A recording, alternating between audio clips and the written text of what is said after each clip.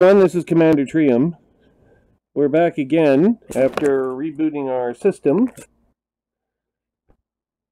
And what do we find but one of our wingmen has logged in?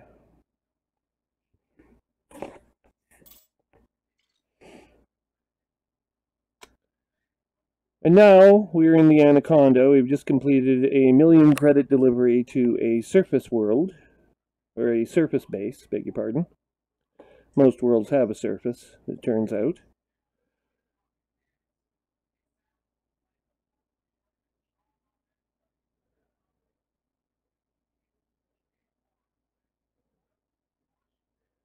That's what Donald Rumsford would have referred to as a known unknown, I think.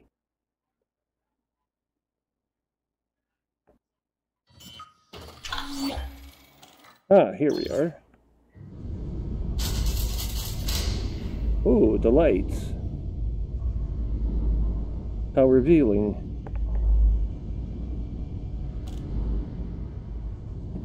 Okay, let's have a look here.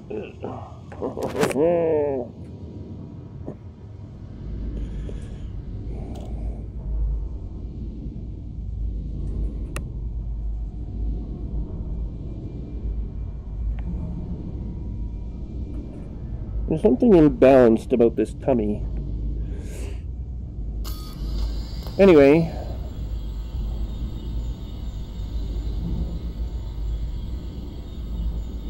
Let's make contact with our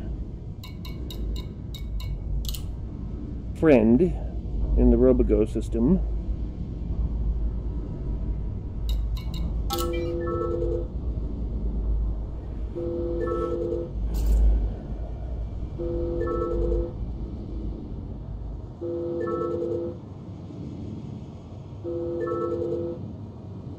And we'll reconfigure this because it's not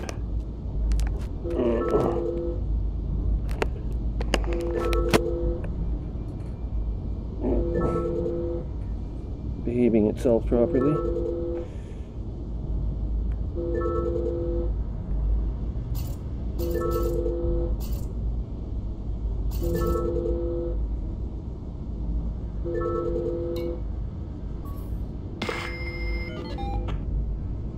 Hello.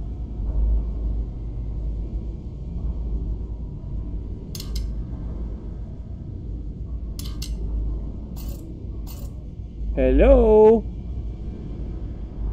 Hello. There you are. I did not hear you at first. Now I do. So, how was your day? That's okay, I guess. Same shit, different day. Turns out that there was a spy in South Dakota they discovered over the past little while. That Russian woman that they've got. Spy? Well, she's a Russian spy. And she apparently went to school at one of the colleges in South Dakota. And got a degree there somewhere. And then went to Washington after. They're starting to piece together her whole story. So she spent a fair bit of time, at least a year, in South Dakota. Possibly longer. Yep, and she was spying for Russia, and I can't remember how they discovered her, if it was the FBI or something. It's not related to the original 12 that Mueller has investigated. She's not connected with the Russian probe. She's just a separate spy that got found out. Anyway, she's sitting without bail right now in some sort of federal jail. They denied her bail for fear of being a flight risk. Her lawyer vehemently disagrees with it, of course. And I gather she's facing deportation back to Russia.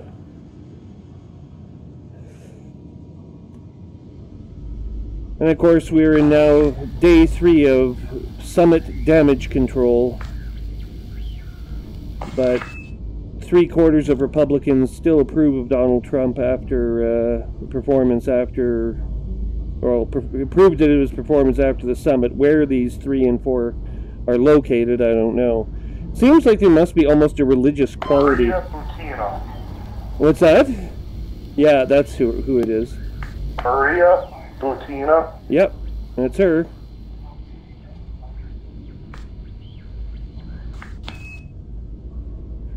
So she's been connected to a couple of senators. She probably slept with one or more of them, I don't know. And she was trying to do an introduction between Trump and Putin was one of her missions, but she never achieved that. That was handled separately by another group. So it looks like the United States is a bit of a problem. There's like several Russian operatives working in the U.S. right now. Really, is that surprising? Because I'm pretty sure the United States has probably got spies in Russia and half the other countries in the world, if not all of them. So do we. That's what governments do, is spy on each other. Yeah. No, you know damn well Canada's got spies here in the U.S. and we have spies in Canada. Yeah, but you know about our spies, and we know about yours, at least most of them. Supposedly. Well, you're supposed to tell us.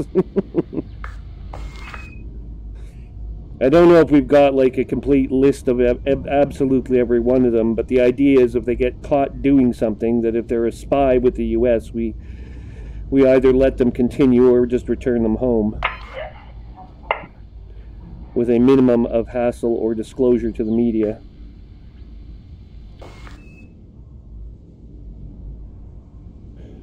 But I know that Canada has spies in Russia, probably China. It's a safe bet. How many, I don't know. I'm not read in on the disposition of our intelligence operations abroad, but I imagine.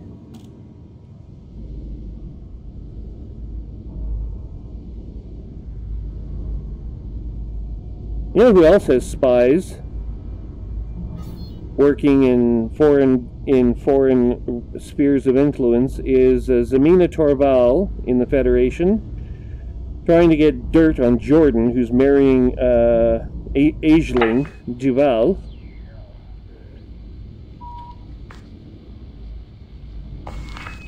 I suspect we'll be hearing more about that at any day now.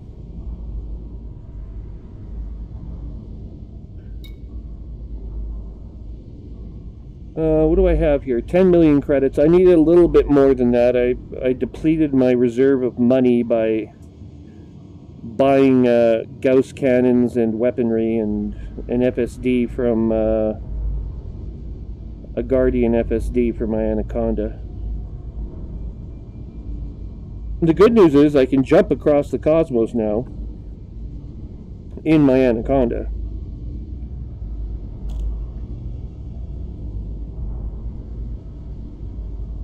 I wonder if I should go out to where you are.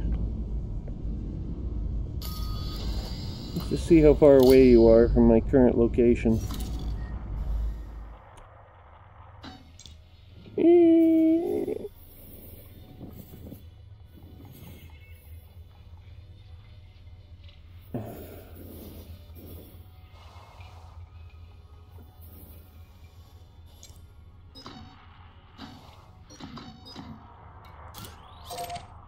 552 light years. You are currently... Oh, you're about 12 jumps away. Maybe 13. Hang on. You are 14 jumps away. That's pretty good, though. I can jump that far that quickly. Do you need help with anything before I get embroiled in some other mission? At the moment, I'm just hauling passengers and making money. I'm sitting at 350, almost 352 million. Turning these missions, I'll expect about 15 million again. Okay. Well, my best passenger ship, I think, might be the Anaconda.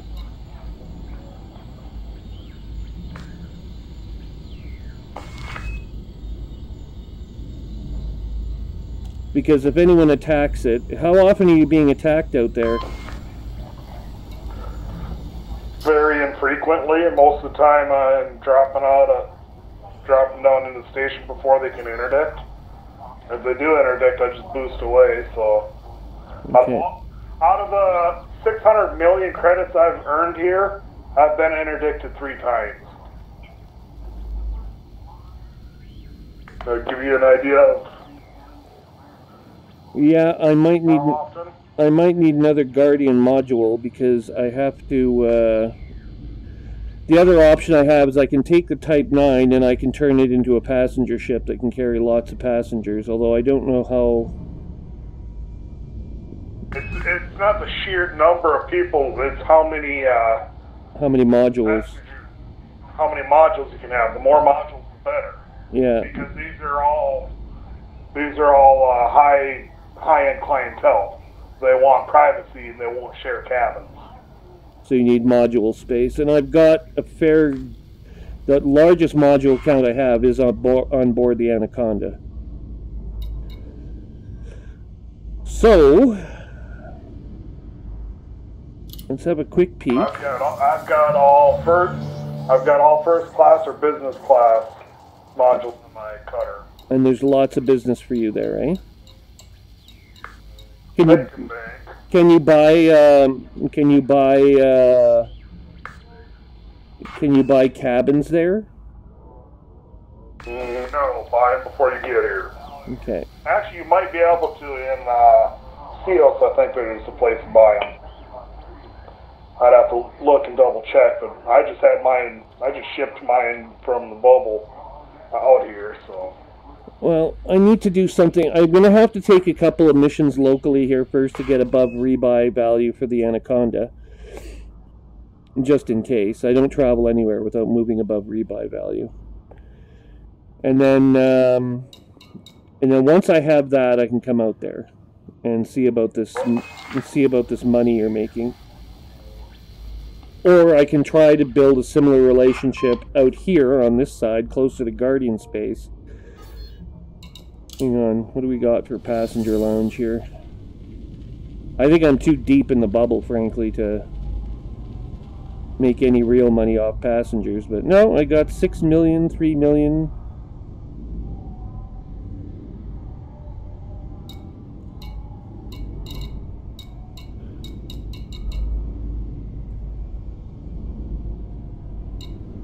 $22 million.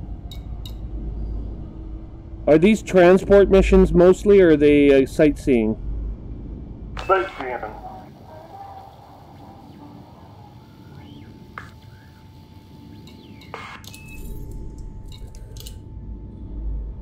There's a $15 million.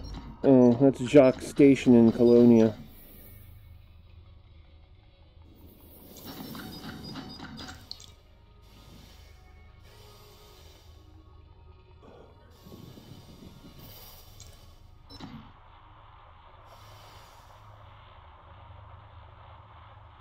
Yeah, 15 million is nowhere near enough to get me out to Colonia.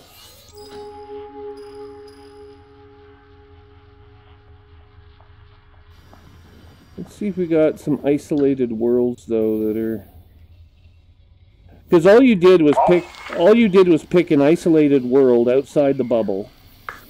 Ew. No? Ew. Well, how did you find out about this place? Spike. What? Spike.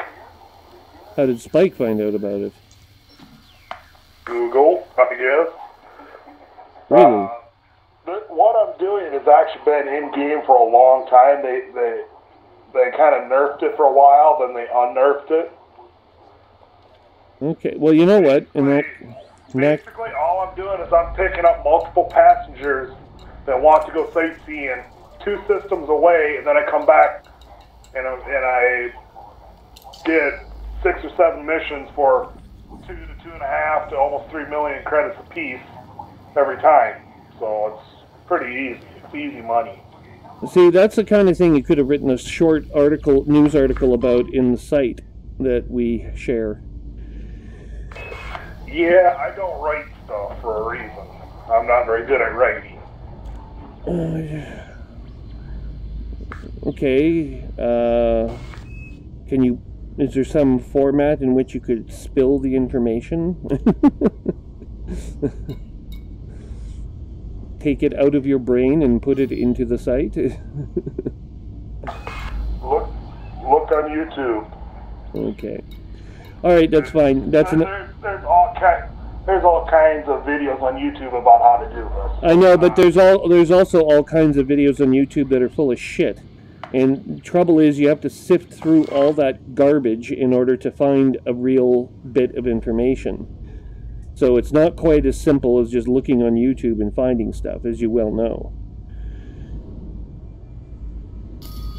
No, it's a lot easier when somebody sends you the link and all you do is click the link and watch a video. Well, yes, I suppose you could do that. Okay, so here's what we'll do. We'll go.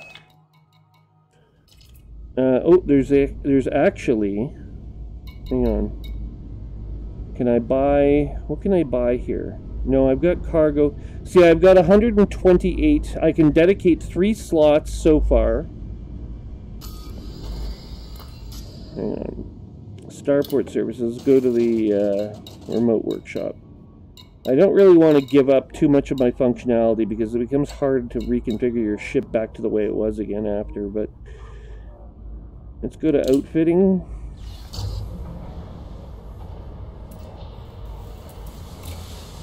Okay, so we've got 128, 64 cargo racks. I can have, the other option I have is a class 5 shield, but I would like to...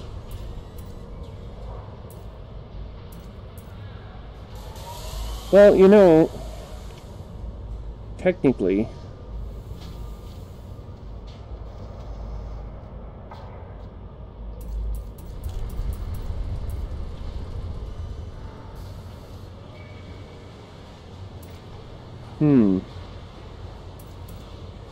I can probably get 4 or 5 slots on this thing that will be dedicated to passenger traffic. How many slots have you got used up on yours for passengers? All of them, except for the 1 slot for my docking computer. And then you're just running around in your... I'm just jumping back and forth to the same place over and over and over. But you must have a shield, so that's another slot. Yes, I have a shield. Give me a minute, I'll just go to outfitting. Yeah. I mean, I know you have all the ones that... I'm just wondering what kinds of numbers I need here in order to make this profitable. If it's even doable inside the Anaconda. I mean, four passenger slots. Well, the first thing you'll have to do is build up reputation, because I'm allied with all the factions. Okay. Okay, that's fine. Ooh, my ship is looking awful nasty. It's missing a lot of paint. Yeah, you better fix that. Why? It's just paint. It's an Imperial starship. It should look the part of being a luxurious, you know, absolutely decadent cruiser.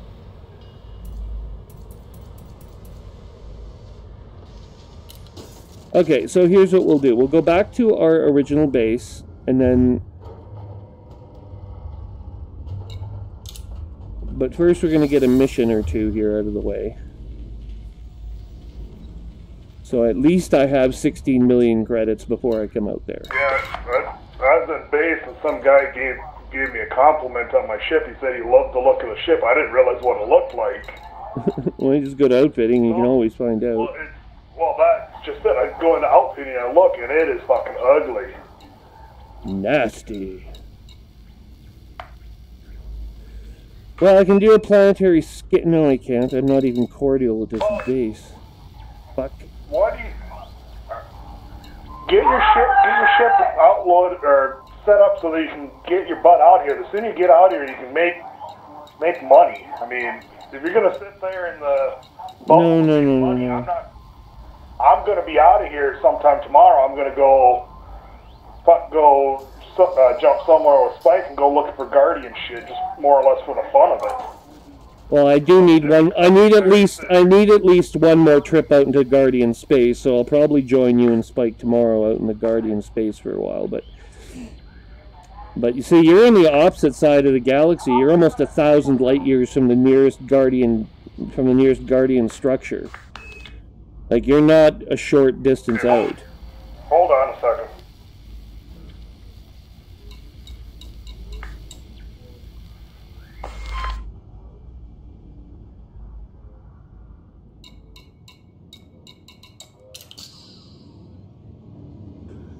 Okay, let's go back to Zabrowski.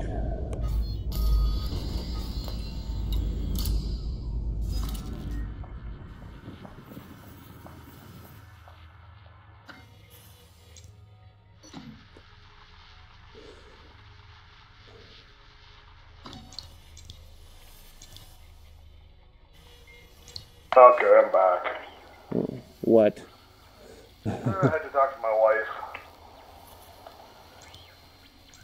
Okay, I have a 6-seat, 1, 2, 3, 4. I have four Class 6 first-class passenger cabins. Holy shit, the Thargoids... Hang on, sorry. The Thargoids just attacked a space station right next to where I am. And it's on fire. I've got 2 Class 5 business cabins and Class 4 business cabins. So you have 3 cabins. No, I have 7 cabins total. How many modules can you have total? 9. So you have shields and... I have a docking computer, shields, and everything else is cabins. Okay. No detailed scanner, none of that small stuff? I don't need that stuff right now because I'm just going back and forth between the same 2 places. I'm not... No, I know. I know, but, I mean, you can't have a Class 1 cabin either, so... No. Class 4 is the lowest I've got. Let's see, that's... I've got I have a Class 3 module slot. I've got my docking computer, and I got a 4, which has got a business cabin, 2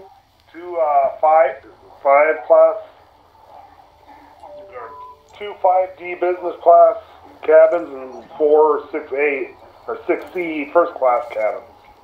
Okay. So you have 6... I have 7 cabins here, so I'm pulling a minimum of 14 million per run. Let me just give me a damn minute here. Okay, 1 second. Above class... Hang on. Above class 4, the following applies to me. Outfitting.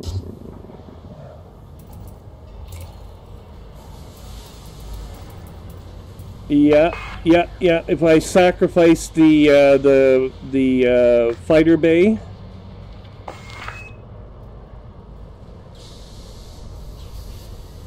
so you don't use limpets at all, none of that stuff. Well, what do I need limpets for? I know. Passengers. Yeah, I like to have limpets just in case there's an unknown sensor echo, and then I go in there and usually it's like debris that I need for I'm not trying to multitask and be set up to do a little of everything. I'm making money hauling passengers. That's all I'm doing. Yeah. In the last 3 days, I've pulled 300 million credits. Yeah, I heard you. So above this, I've only got... Okay, the Discovery scanner is Class 1, so you must be sacrificing a Class 4 slot for your Discovery scanner when you carry one. Detailed surface scanner is Class 1. And so there's 3 modules here that are basic to discovering anything about a system. And I'm going to need those initially when I do my initial scans of the systems I'm going to be visiting. So those 3 have to stay above class 4 regardless. I have 1, 2, 3, 4, 5, 6, 7, 8. 8 modules outside the shield. 2 of the cargo racks will go immediately. Those are both class 6, and the fighter hangar I can downgrade or get rid of completely. I'll probably just downgrade it though to a class 5. And so I'll have 3 class 6 modules.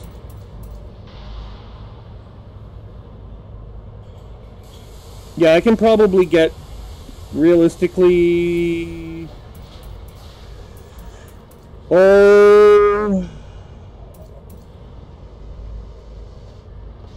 I can probably get 5 modules.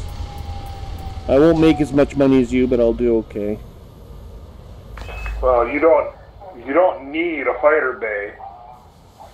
You're not likely to get interdicted if you do. You don't want to be interdicted with these passengers. They will bail ship. Which is why a fighter bay is which is why fighter bay is useful, because you can have the target chase the fighter, sacrifice the fighter, and it rebuilds anyway. But you lose potentially 2 to 3 million credits per run. Not if the fighter's attacked and you're not.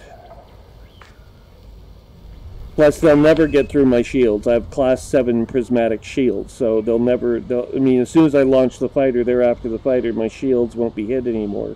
You only lose the 2 to 3 million per run with interdictions in a scenario where you have a fighter bay instead of a passenger bay. No, not understanding. They're never going to hit my hull. Never. Because I have a class 7 prismatic shield. So how are they going to hit my hull? I've got a class 6 prismatic shield and no fighter bay. As soon as I submit, and as soon as I can, I start boosting the fuck away. And then I jump back into Super Cruise and leave. Yeah, I can't go as fast as you either. They don't do any damage. They're never close enough to actually do any significant damage. I've had my ship interdicted and chased down, where to the point with shield damage to the point where they nearly broke through. Now that was with a class 6, but still. Anyway, it doesn't matter what class the module is. It just has to be big enough to contain a module, right? So I may as well leave the class 7 as being the shield. Get rid of one of the fighters and downgrade it to from class 6 to 5. And then get rid of my SRV completely. And then I'll have the 6 slots that I need.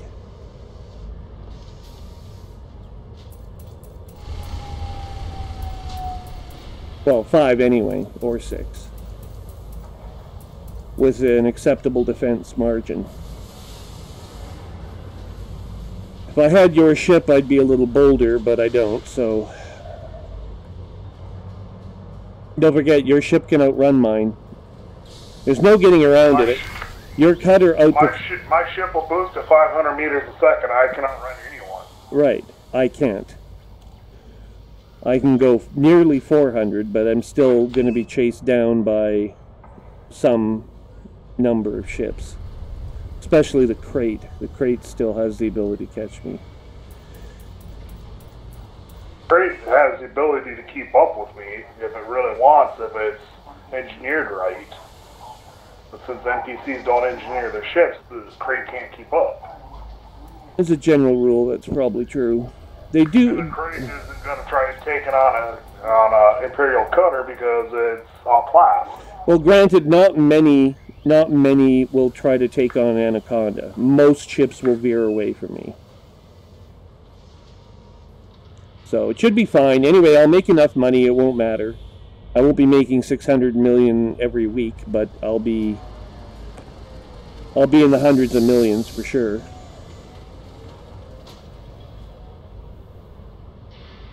Oh, let's see. I was actually... How are you? Hang on a second. How are you going to get out to the Guardians just in the span of one session? That I don't understand this. Do you have extra jumps? I'm gonna use one of my Asp Explorers that jumps at 55 light years. I see. Okay. I don't need a big battleship to go look for trinkets and treasures. You don't need it, but I mean, as soon as you have that Guardian FSD, you'll be asking yourself why not, because it'll go just as far as your Asp Explorer will. I've already looked into rebuilding my Asp Explorer with that Guardian FSD booster, and I'll be jumping 70 light years. Yes, you can, but it also has it takes up a slot to have the extra jump distance, and you have to sacrifice something in the Asp Explorer to do that, which is what I don't like about it. On the Asp Explorer, I'd have a 6B fuel scoop, the Guardian frameshift drive booster, level 5. I'd have a repair Olympic controller, a 2E cargo rack, a 3D shield generator, detailed surface scanner, and advanced discovery scanner. I'll be able to boost at 455 meters a second. I'll have a cruising speed of 334 meters. My max jump range will be 70.36 light years, unladen 65.85, laden 65.24 light years. How are you going to discover planet? I'll have a jump range of 459 light years. But you won't have any means to discover anything in the star systems because you haven't included a scanner that I heard in that list. I have both scanners, detailed surface scanner and advanced discovery scanner. All right. I don't build my ships for multi-purpose. I build them for one purpose. Yeah. To go explore. Now, the worst I have to do is drop the cargo rack and put a SRV bay in here, which isn't a big deal. And at 1,000 light years, I don't need a repair Olympic controller in here. This is just configured if I want to go 20,000 light years or something. So you're picking up the repair Olympic controller on your way out of the bubble. Yeah, I don't need to have it anywhere in the bubble. No, not really. Although the whole purpose of it is to repair hull damage, so... Or someone else's hull damage. And I've gotten really good at fuel scooping and not taking damage, so... Either way, with myself and Spike there, you won't even need a repair limpet anyway, because one of us will have a repair limpet. Let's see, I was looking at Anacondas, but decided to build one.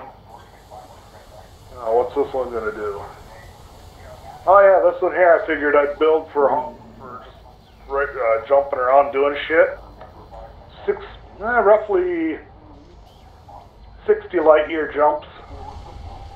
Okay.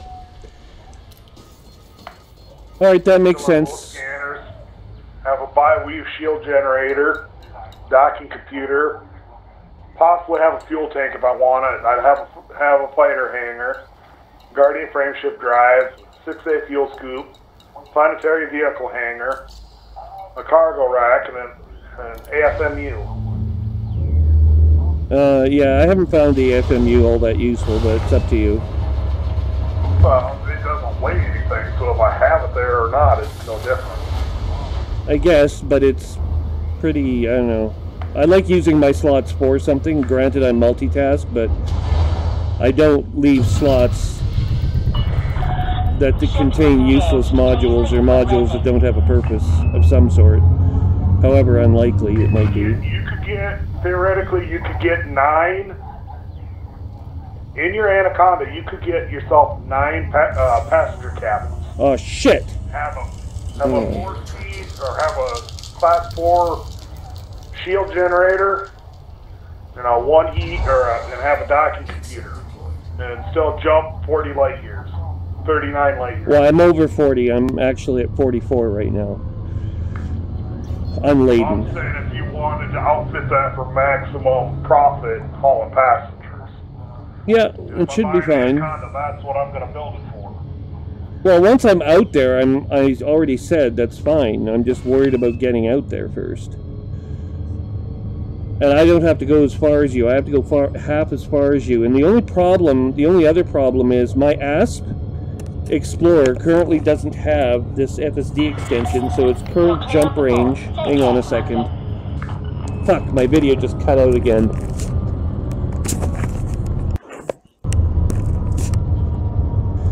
Sorry. My ASP Explorer currently doesn't have the same jump range as my Anaconda. It jumps further. The Anaconda jumps further than the ASP Explorer. And until I get that FSD extension, that's just the way it's going to be. I don't even have the FSD booster in my ASP Explorer, and I jumped 55 light years. Well, I don't know how. You must have engineered something. Both of my ASP Explorers have been heavily engineered. Yeah, mine has not. It's it was acquired before engineering was a thing. Frameshift drive charging. So it has not been heavily engineered yet, and as a result, even if I yank out all the equipment on it, it's not going to jump further than my Anaconda. Pretty sure.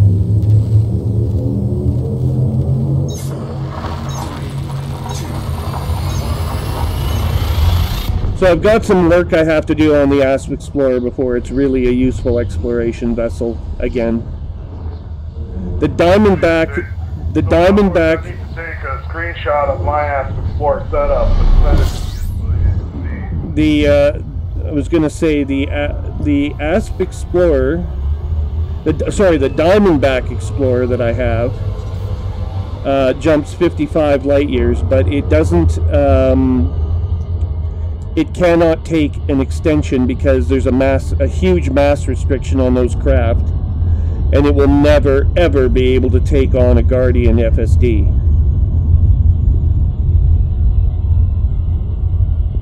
There just isn't a way to configure it for mass that would let you do it. Even if I yanked out all the other equipment, I'm willing to bet it wouldn't go. But I would never take an exploration vessel and yank out all the sensor equipment, and the sensor equipment is actually kind of heavy.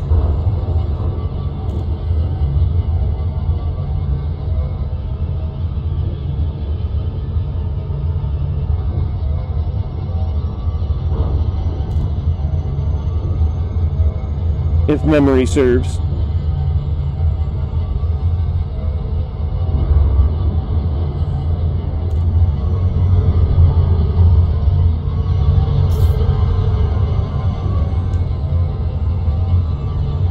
So my thought was I would get the FSD into the Guardian FSD into the ASP Explorer and then run it around the engineers for a round of engineering upgrades.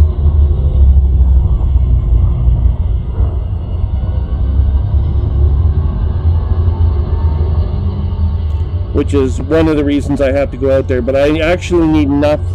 I need 2 more blueprints, 2 more module blueprints in order to achieve my goal of having my freighter and my ASP Explorer equipped for extra jump distance.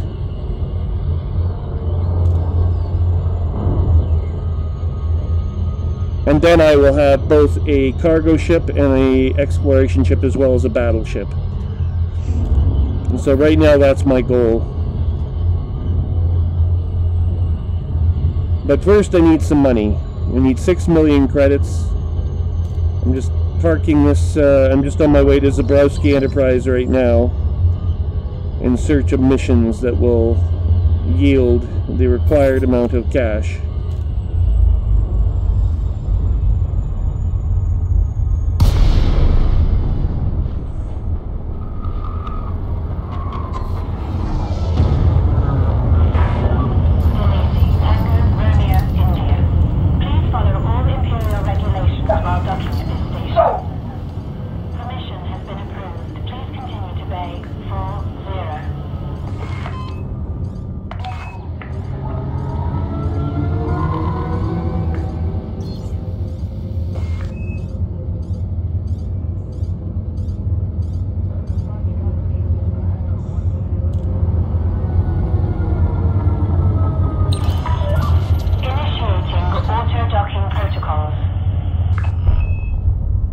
See, and you could post that that image that you're taking of your ASP configurations to your to the site, to the SharePoint site.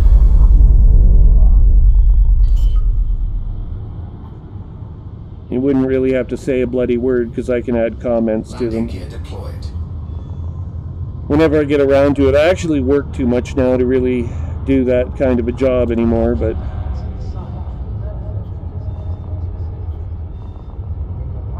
Well, pictures say 1,000 words, so it's all that really matters. that's true.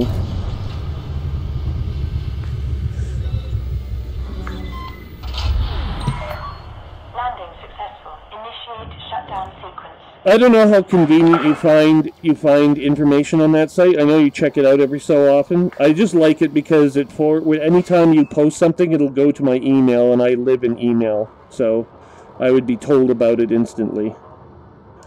I may not look at it instantly, but I'd be told about it, at least.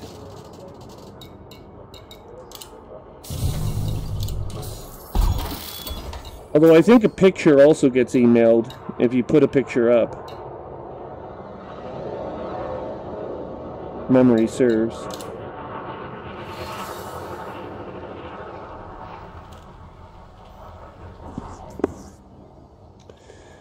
Okay, the controlling faction is here friendly. I need it to be allied. Oh, what the hell?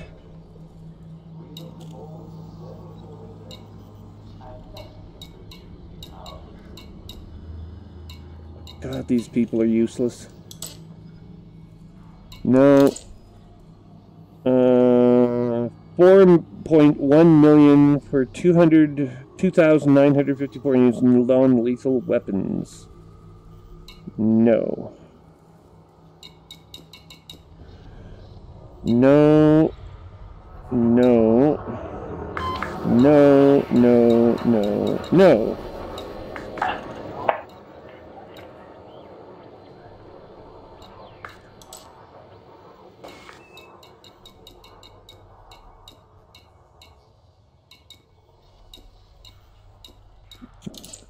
Oh, this base is completely useless.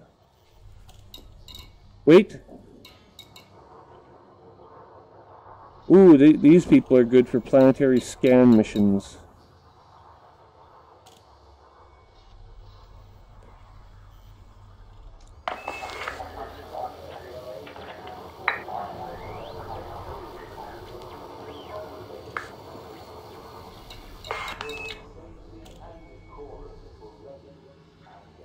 No. No, you have to be at least cordial with these people. What the hell am I supposed to do? Ship too large. 30 units of advanced medicines for 355,000. I could ship my Viper here.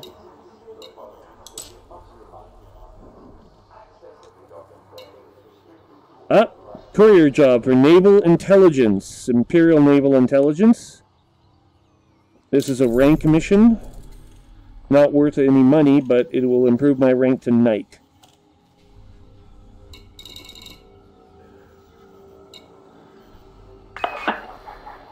We'll accept it.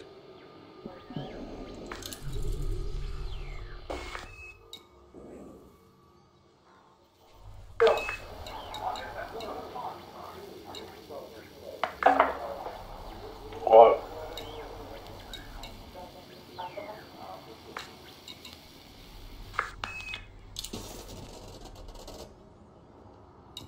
Says I'm busy. Yep.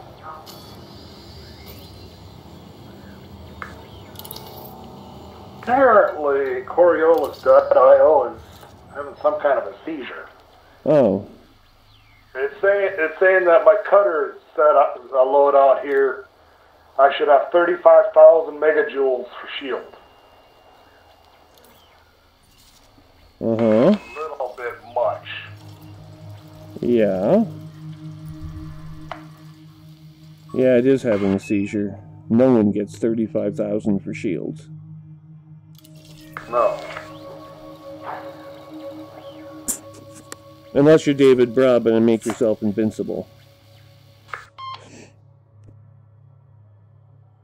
I wonder if he ever goes online and does make himself invincible.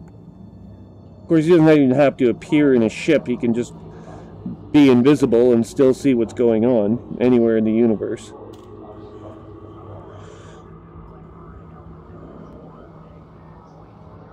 For some reason, the shield boosters had fucked up. Every damn one of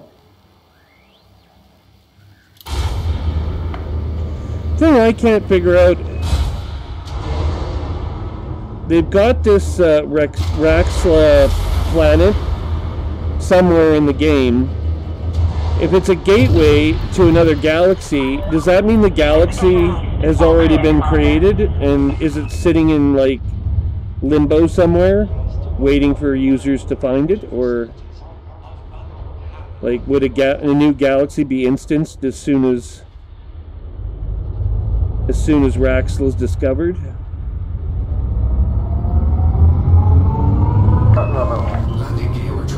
I don't think that's how this thing is going to work, but you never know. It's technically possible.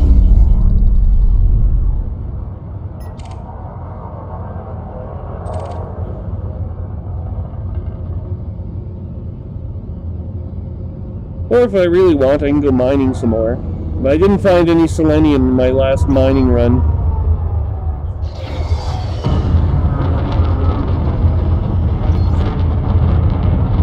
Any clue how you would go about finding selenium?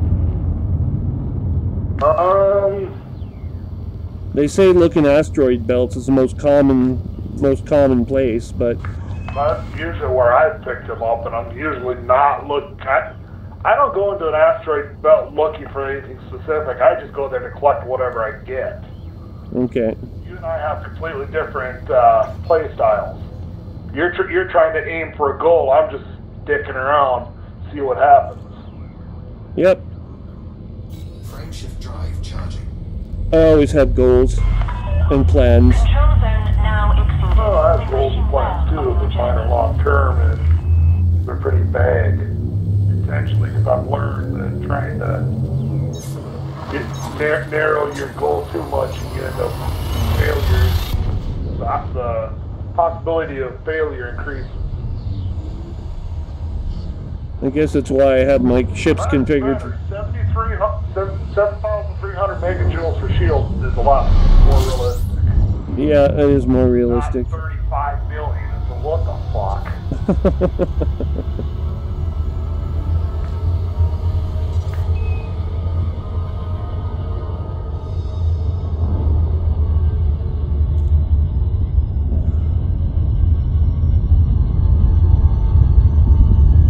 Belyayev Gateway. 55 light seconds.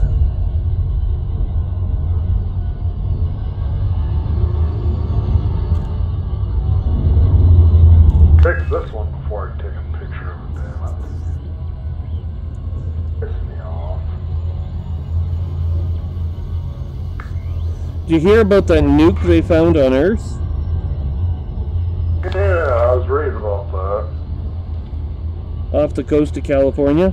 So my guess is someone during World War III shot something at the United States, and it was interesting. They said that the United States never got hit by nuclear weapons in World War III because of the protection, the satellite particle weapon protection grid it had in operation at the time.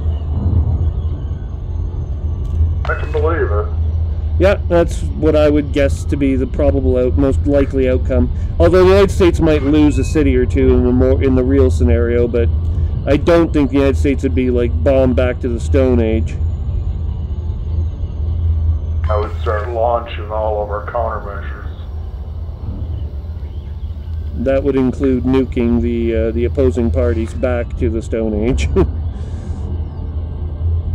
Considering we got weaponry that doesn't require nuclear power. True. Kinetic warheads included.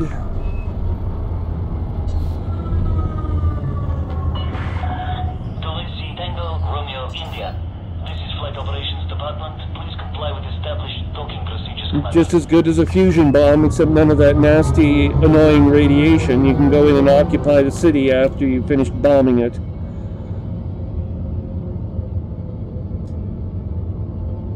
Trouble I have with bombing a city, though, it's pretty indiscriminate. I mean, you wipe a city out, including its civilian population.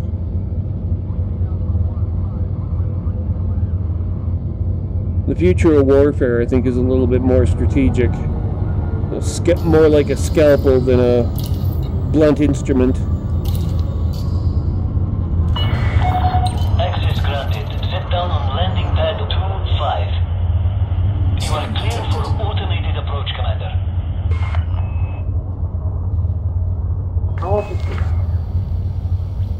Approaching space doors at Belyayev Gateway. This is an Imperial station, I believe. And if not, it's still an Imperial mission. Landing gear deployed. Landing gear deployed. Landing at Bay 25.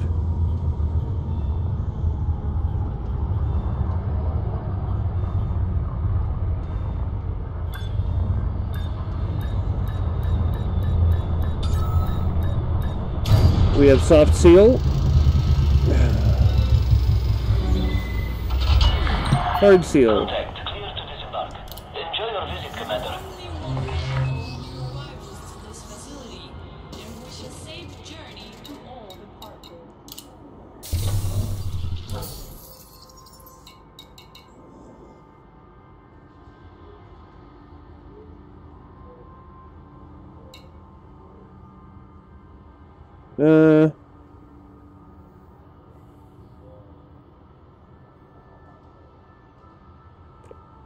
Missions.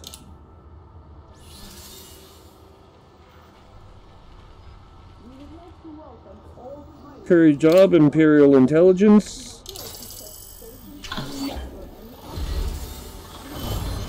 Mission success, Commander Trium August. Transporting data isn't the most dangerous job, but it's vital for our operations.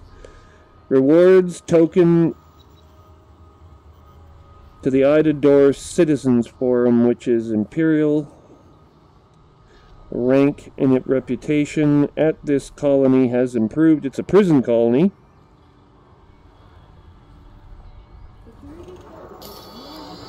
Let's see if I can remember how to log in here right now. We are now ranked Knight with the Empire, 8%. I'm king. Yes. You're King Esquadle, I'm Sir Trium.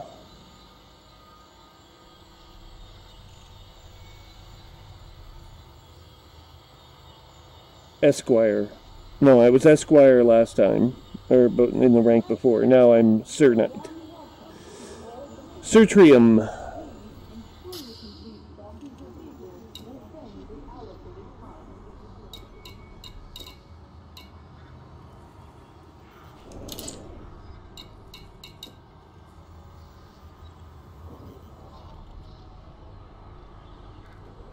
Holy shit. You know, the Empire is establishing ties of some sort with Colonia. There are missions to Colonia here that are with the Imperial Navy. That's not surprising. Why would they be expanding out there?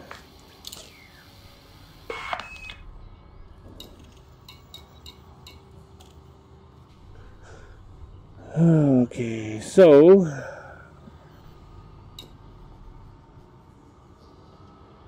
oh, we might be able to do some mining here.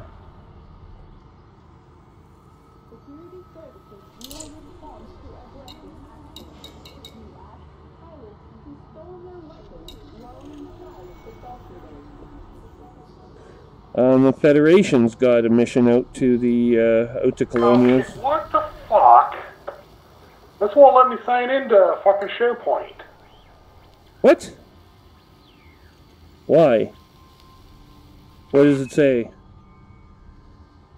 Basically, it keeps telling me that I gotta enter my password whatever over and over. It's got the stupid crap you're supposed to type in the bottom. Yeah. Fucking hate that shit. Did you forget your password?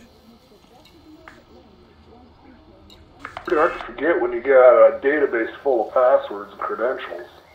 Well, sorry about that. You might have to say forget password and then enter your alternate password into the manager.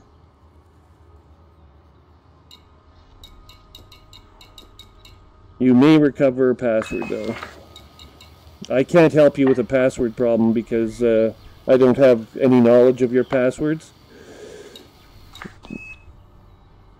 I'm not allowed to. I hate these enter the characters you see too. It's fucking annoying. Yeah, they're trying to defeat the readers. The spoofs that create dummy accounts. There's people who build scripts that do nothing but find create dummy accounts.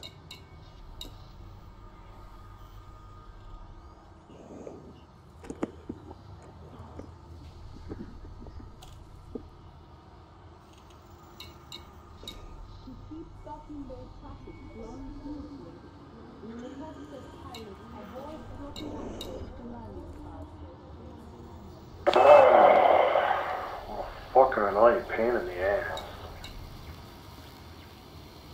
I can liberate an escape pod from the SUDI system for 179,000.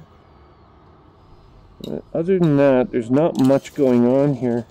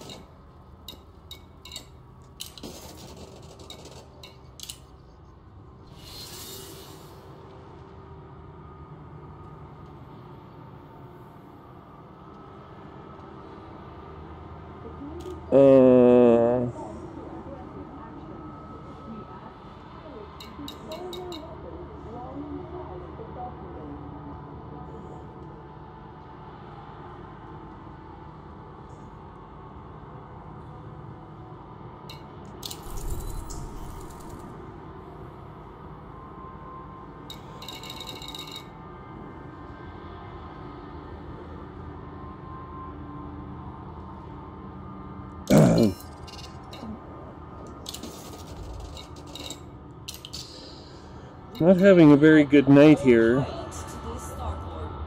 Be sure to check station services for any updates and enjoy.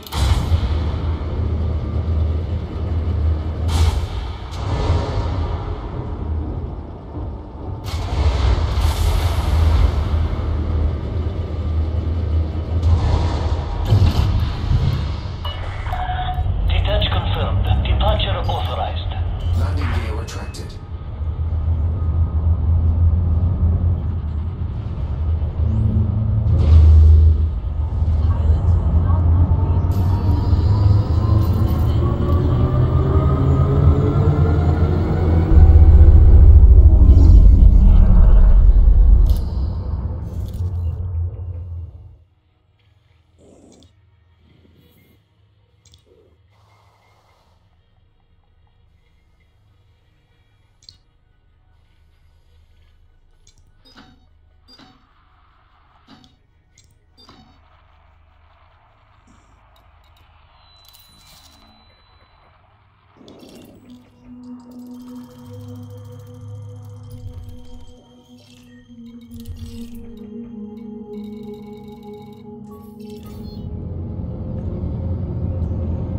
Spike is online.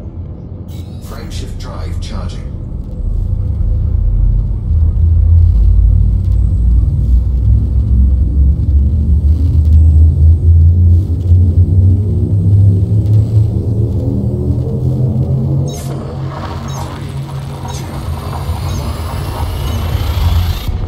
I need another 5 million credits and then I can actually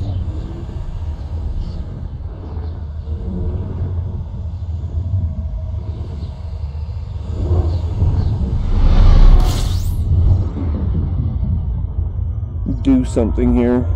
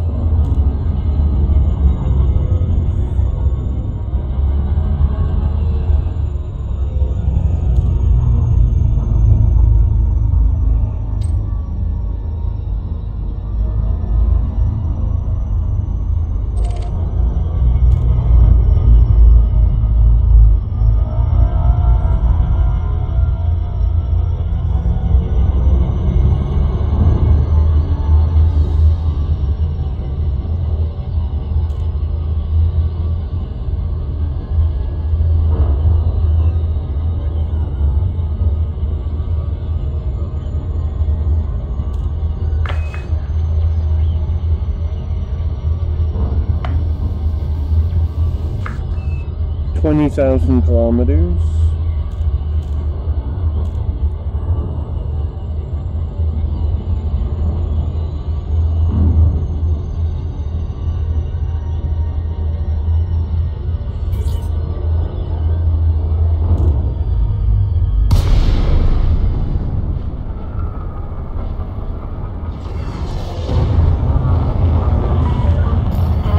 Tango, Romeo, India. Please place a docking request before attempting to land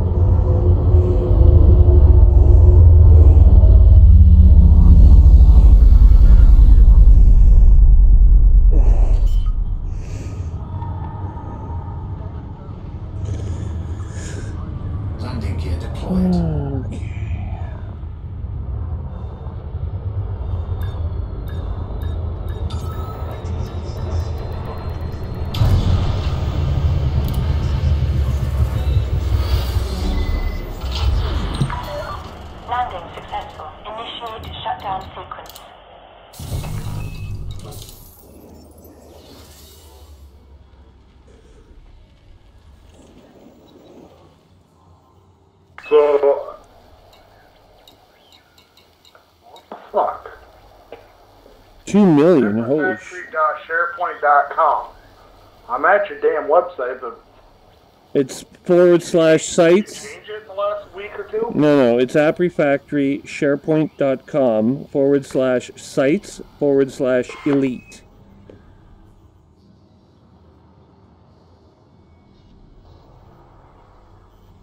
I haven't touched it in the last week or two. Okay, sharepoint.com Sites /elite. Yeah. You should bookmark that. It's not. It says webpage cannot be found. Bullshit. AppRefactory.sharepoint.com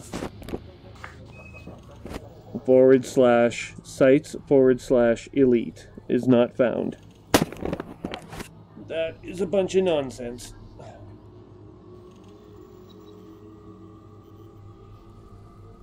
One second. Maybe now I found it. You found it? Yeah, I had a typo in there. I didn't catch Put it in your bookmarks. I am now.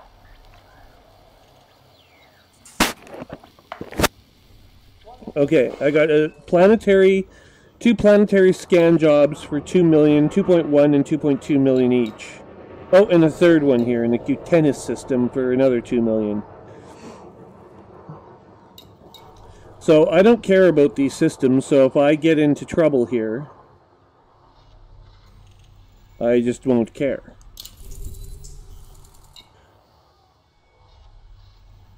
So where the hell do I go now to post my picture? I know, just create a new news article. There's a button there, it should say create news article. It's supposed to be fairly straightforward.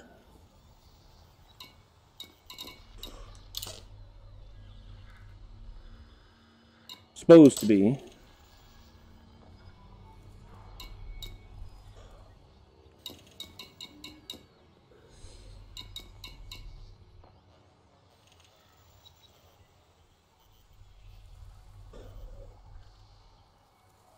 Ooh, the Locanti system.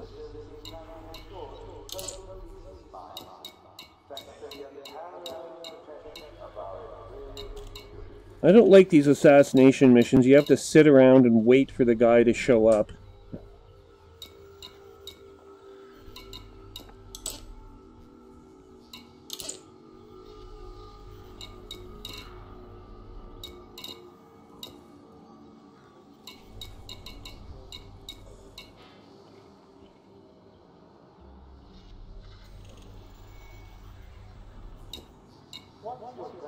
And I don't mind these giant delivery missions, but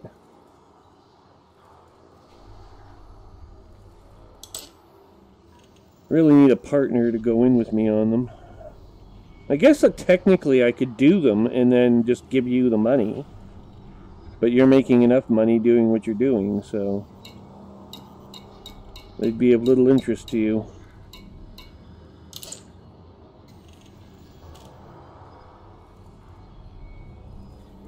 And Spike doesn't need any money. Only I need money.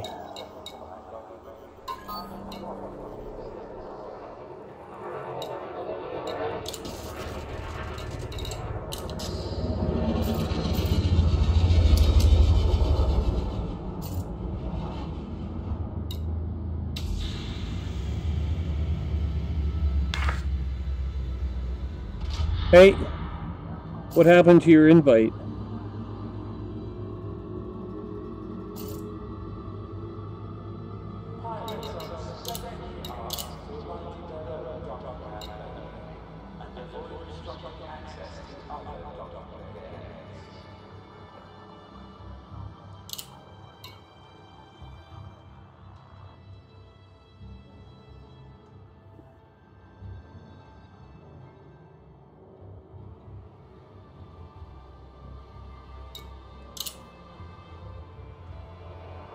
Hello?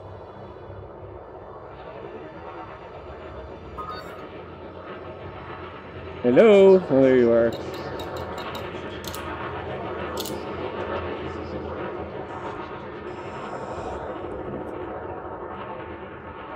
Okay, so I've got the rest of my money arranged.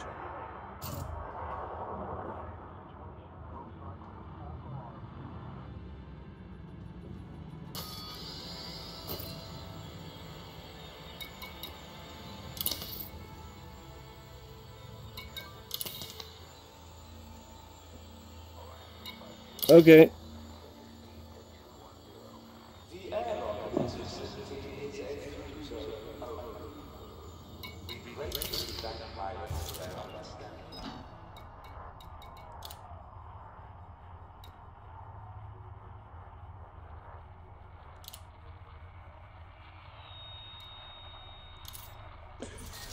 Volgulan.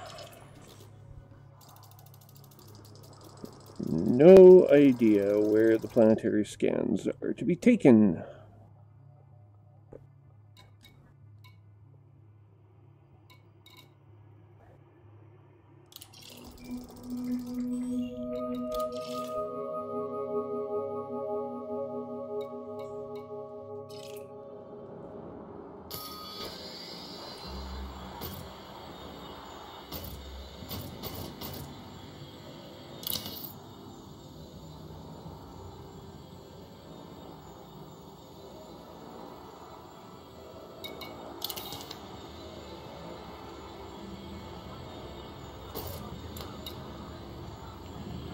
Pilots are respectfully asked to light their own docking pad only and avoid obstructing access to other docking bay areas.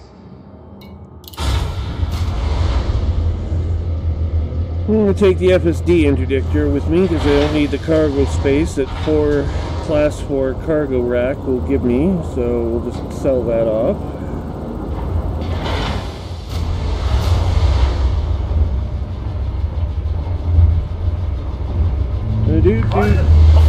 I just posted a picture on your website under Spike's place, so somebody else can figure out how to fucking deal posting shit to a goddamn website.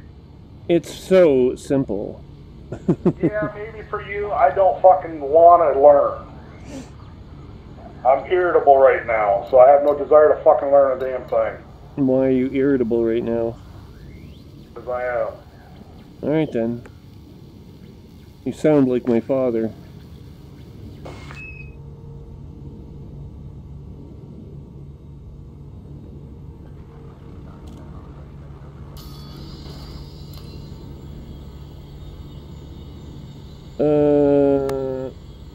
No.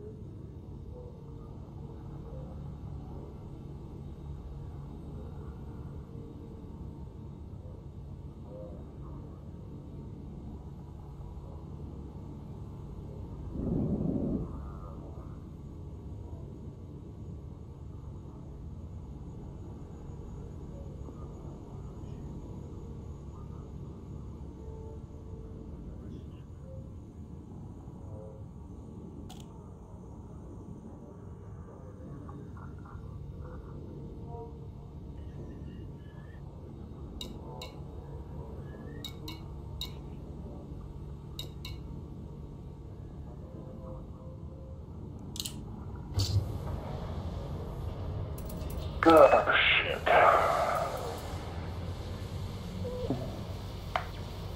No, no, no. I want... Wait. I have... a Guardian Frameshift Drive Booster. A docking computer. There's the cargo rack. Browse transfer options. Frameshift drive interdictor. Transfer to ship. Yes, I can hear you, Spike.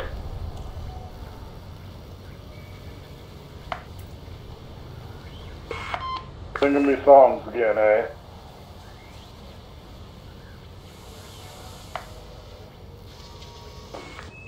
Suppose I better go finish my damn mission now.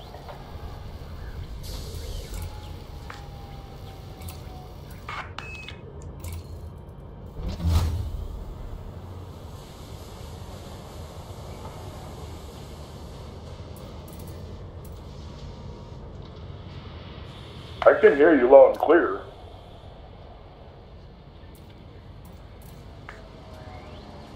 Yeah. So I'm in wing with Trium right now, so he can probably hear half the conversation.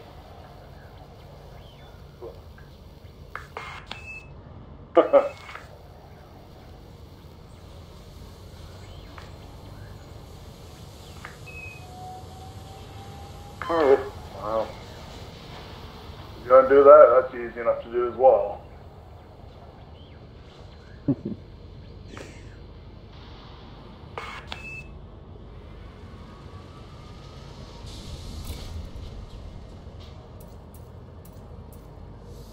Trium, are you still there? Yes, listening. Okay. Okay. You're awful quiet all of a sudden. That's not normal for you. Why wouldn't I be quiet? I have to listen. Because usually you do the talking. When people want to hear me, I do the talking, yes. Clearly Spike has an issue in that area at the moment, so... He's bouncing around.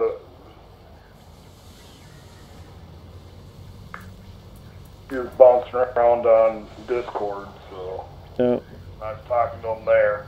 Oh, great! I'm going to get interdicted. That's better. You think he's going to interdict me? There we go. Let's go for aliens.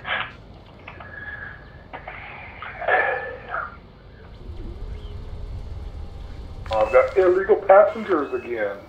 So that's the ship on the left.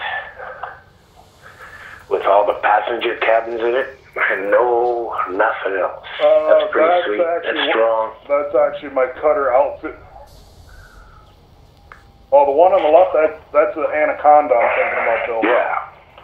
Oh, that's the one on the right is going to be my cutter when I'm ready to go play with it. The one in the middle is my Asp Explorer, which is about half built that way. Perfect. What was that? Interdiction detected. Interdiction. Get him. I don't want to get him. You gotta get him. You gotta go. Oh, no, you don't want to get him. Because then I lose half my passengers and I lose lots and lots of money. Yeah. Come on, motherfucker.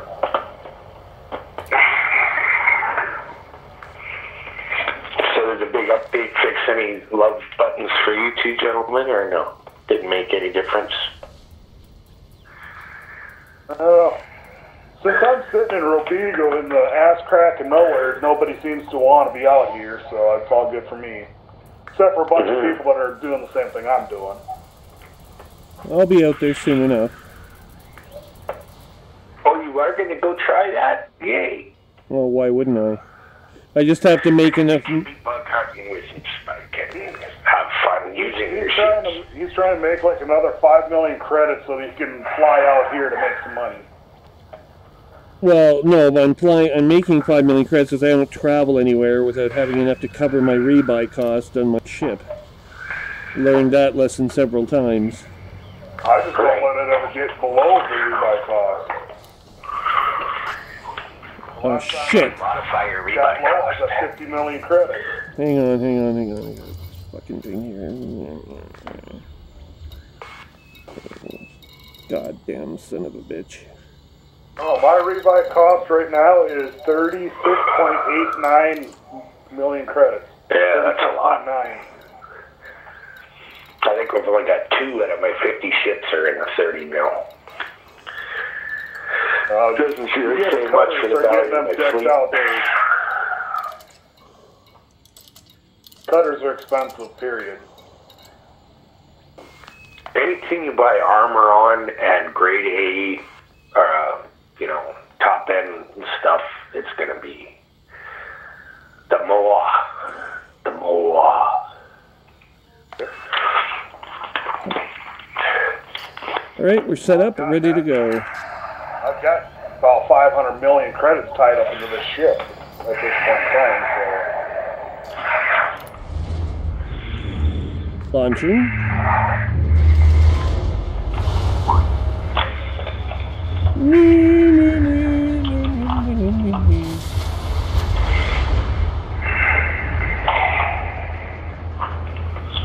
No.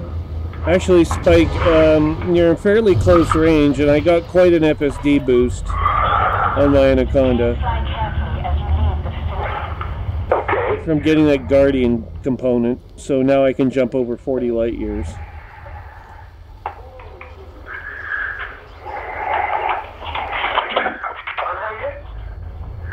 Over 40. Oh, About 43 light years. no, what I meant was how far are you? You're 183 light years from me. So It's like 5 jumps or something. No, 6. halfway across the bubble. Yeah, but that's nothing anymore. Right, that's the thing. That I booster bet I'm makes it about like... at least 500 light years away from y'all. Yeah, so now I need a bunch of other ships to have that booster. So when you go this weekend with a squaddle out into the Guardian realm, I'm going to go with you. Because I need two more module blueprints. Assuming you are going out to get Guardian tech. Wait a sec. What? Once you unlock it, you don't gotta unlock it for every purchase.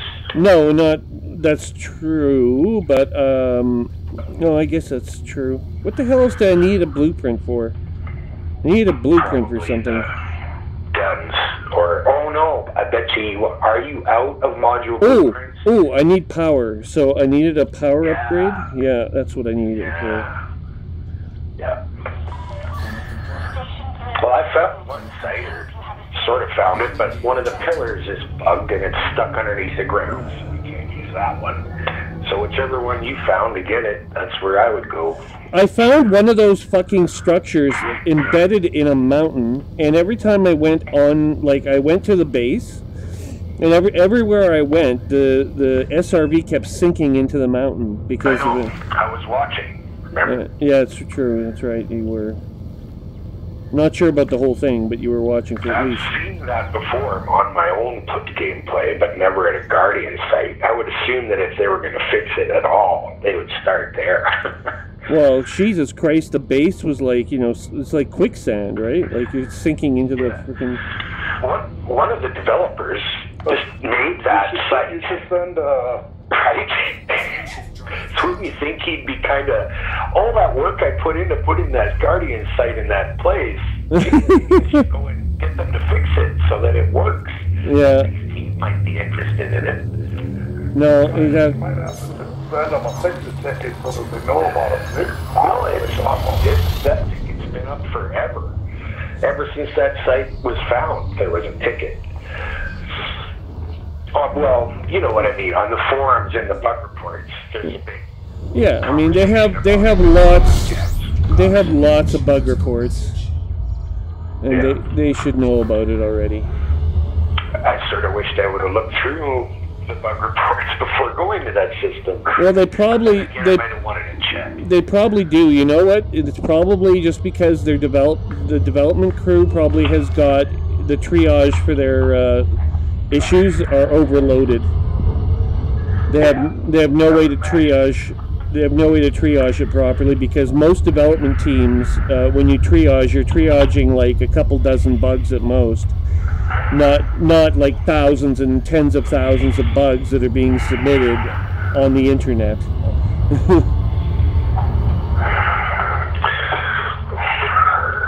and you can't. Probably the most interesting thing you said all day, but unfortunately I was in the middle of a hyperspace jump and we're triage and thousands and developers, and that's about it. Oh, that's too bad. But I can always watch the stream again if I really wanted to know. No, I actually am going to edit that out, so You better not. there'll just be no audio, except my voice going aha.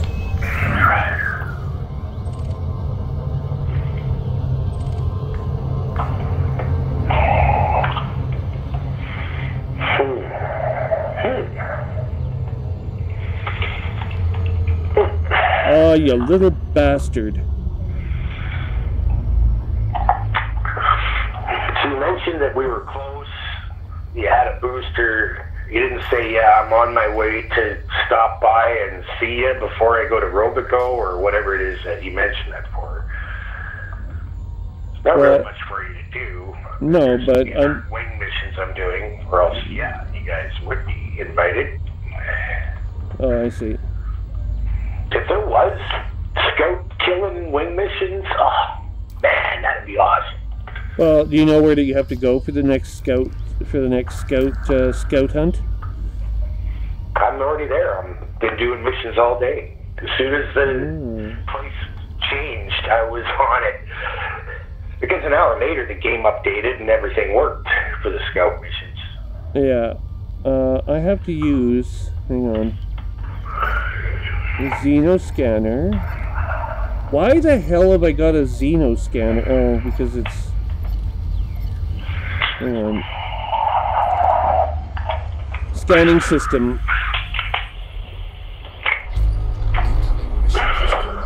Okay, we got 2... places to get them in the whole galaxy. The whole galaxy?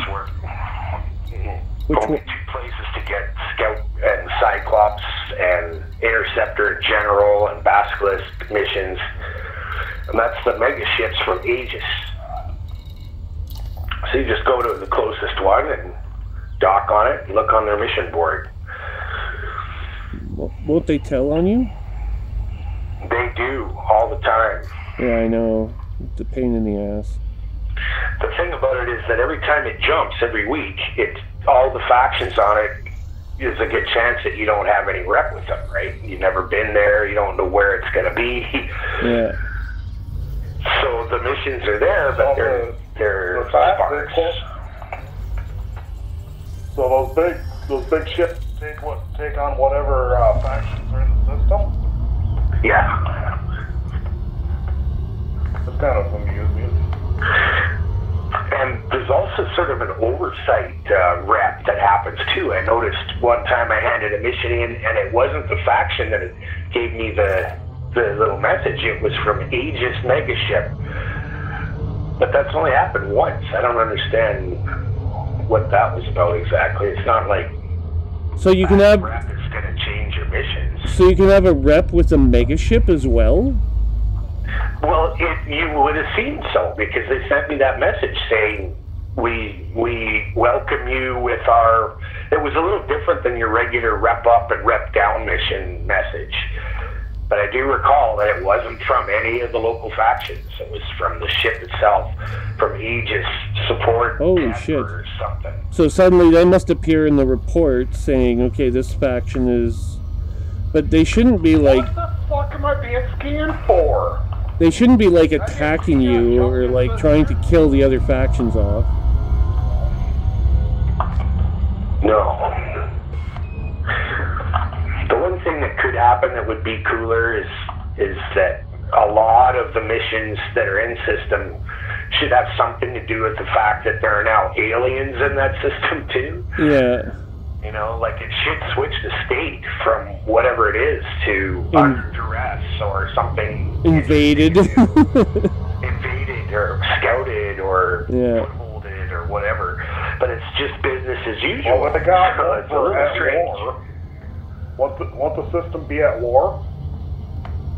No, it doesn't have a new status. It's whatever it was. It's just stupid. Background Sim doesn't really care about Sargoids right now.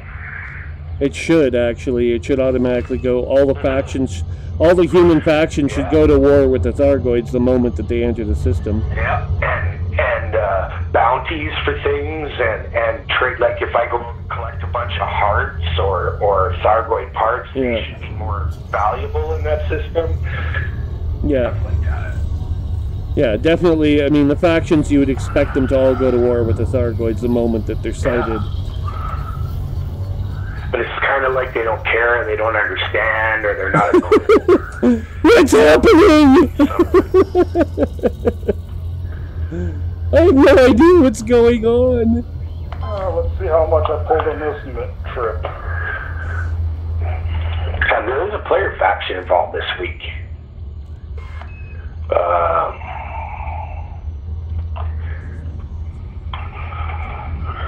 Forget the name of it right now. Well, But Canon and Aegis are always involved.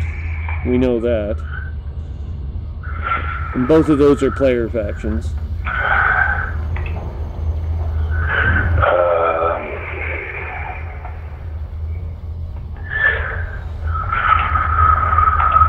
Although I cannot imagine what it would be like running one of those factions. Like, can you imagine being in charge of Canon? Like, your whole life would start to revolve around this game. Uh-oh. We got trouble.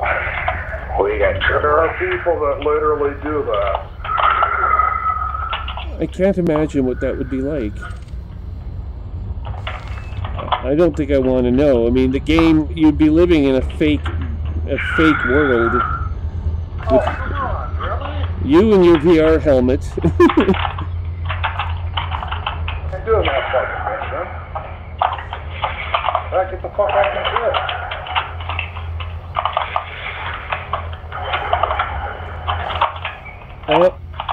Spiky, your shield arcs are disappearing. Yeah, I'm fighting a bunch of scouts. Mm. I'm a whole tank. I don't really care about my shields all that much, but I do have some SCBs that need to fire off here in a bit.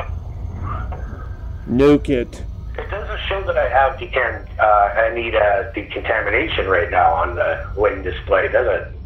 No. Change the bar from yellow to green. That would be the smart thing. To let you know that your teammates are About sick. 16 million on that run. There you go. Nice. That's a stupid amount of money. But that's what it's all about.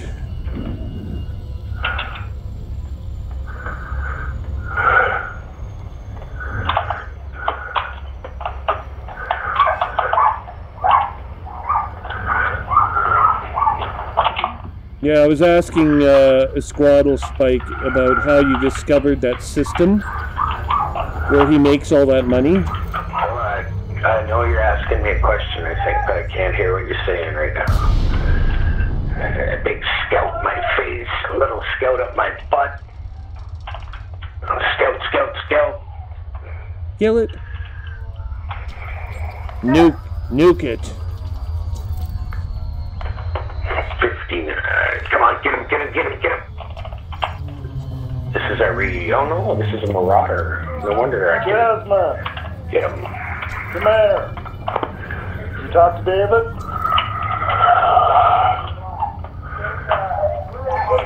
Hold on, I gotta go AFK.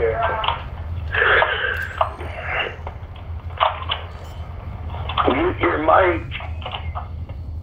Okay. Landing gear deployed. We are landing on this planet.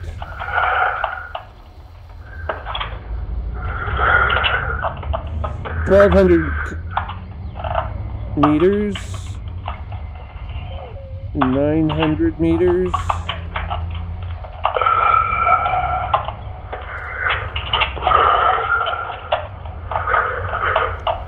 Oh, fuck. Why does hilly terrain have to appear everywhere?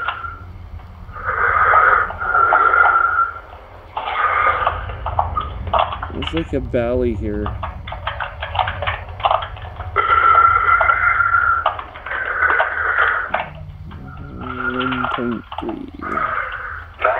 Left on this berserker. Holy mackerel. Oh shit, we've got inbound. Oh, get him. Yes. Inbound. Warning, inbound. Oh, shields here.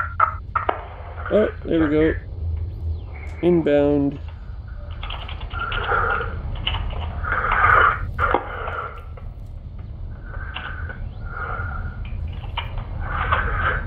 Booster off.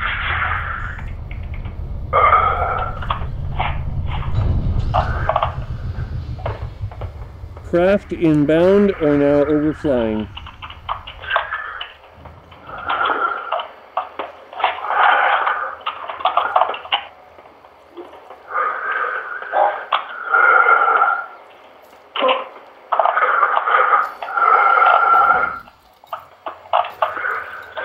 Oh, my canopy's going. No way.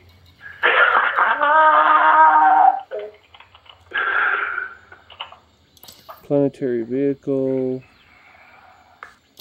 Activate.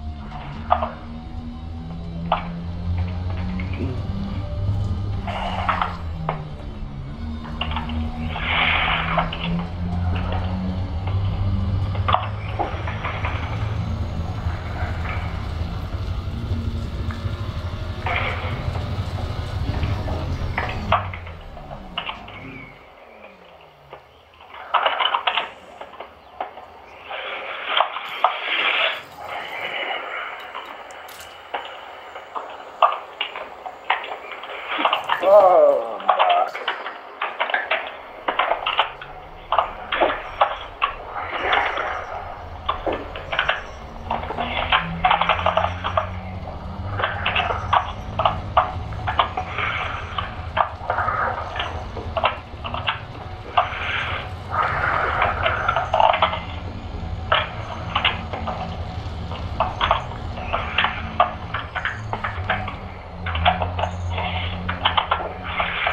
So, Spike, Yeah.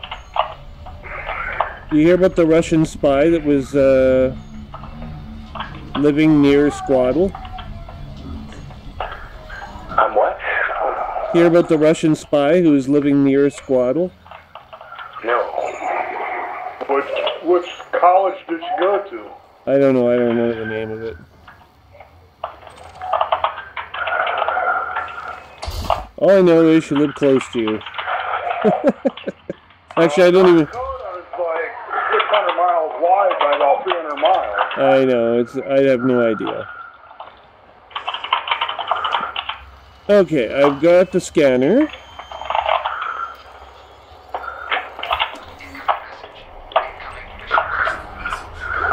And now I've got the scan, and now we're getting the hell out of here.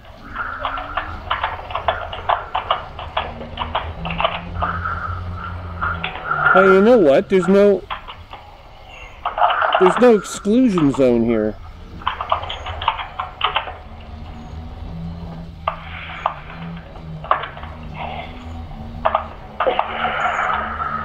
Hey, bio-waste. Would you like a canister of human shit? Only if you're going to store it in your hold for me.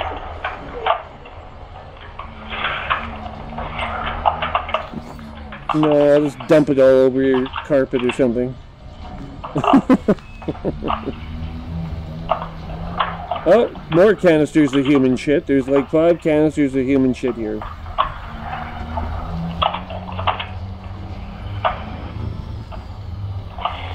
You know, I'm not all that surprised that...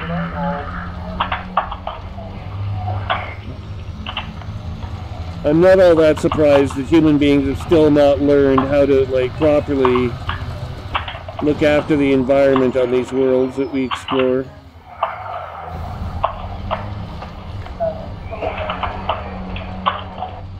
We just take our shit and just dump it out in the middle of the fucking planet. I have no idea what the hell that is, so...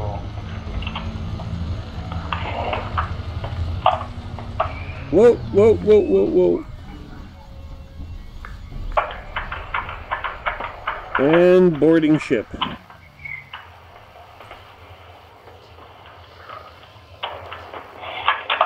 Okay.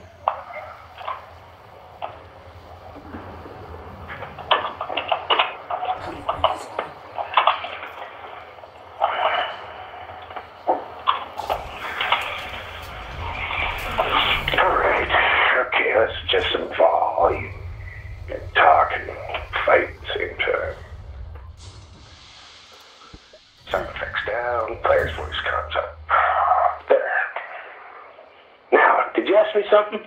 What? I said, shush, shush. Did you ask me something about 3 minutes ago? Something about thyroids. No, I don't remember. Okay. Is it something about my process?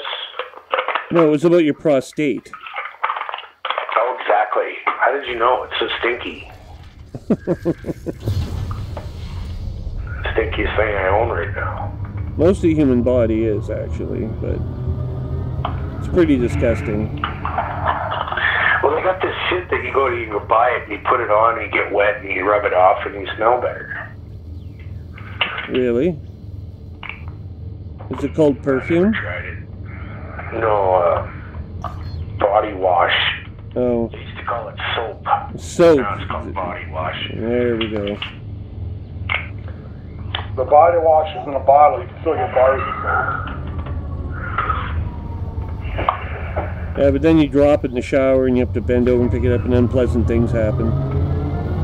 Yeah, always you got somebody in the shower with you. What? I do not shower with other men very often.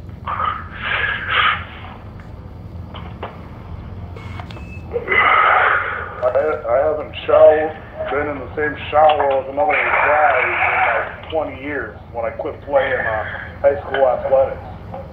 Yeah, well, I've been athletic more recently than that, so I have been in the shower with other men, yes. Well, if you're all dropping the soap and having a good old time, I think you're... Usually when I shower with someone else, they're helping me clean, and I'm helping clean them. And it's always a woman. You don't clean other Or a guys? girl, or a lady, or a chick, or whatever you want to call them. So you won't clean up other guys, you can complain about them smelling all the time. Like there's rules, right? Shower rule. What? No. First you gotta decide on temperature, the water temp, and who stands where. Yeah, and what First. and in what position? Usually the guy is standing in the corner of the shower freezing while he's handing the woman 18 different bars of soap, body washes, and shampoos and conditioners. That's called a slave. Hot water to me. Like I get burned when I go in the shower when she's in there. And then she freezes when I get the choice. It's the other way around. Well, that's why she's got to snuggle up to you to stay warm now. No, yeah.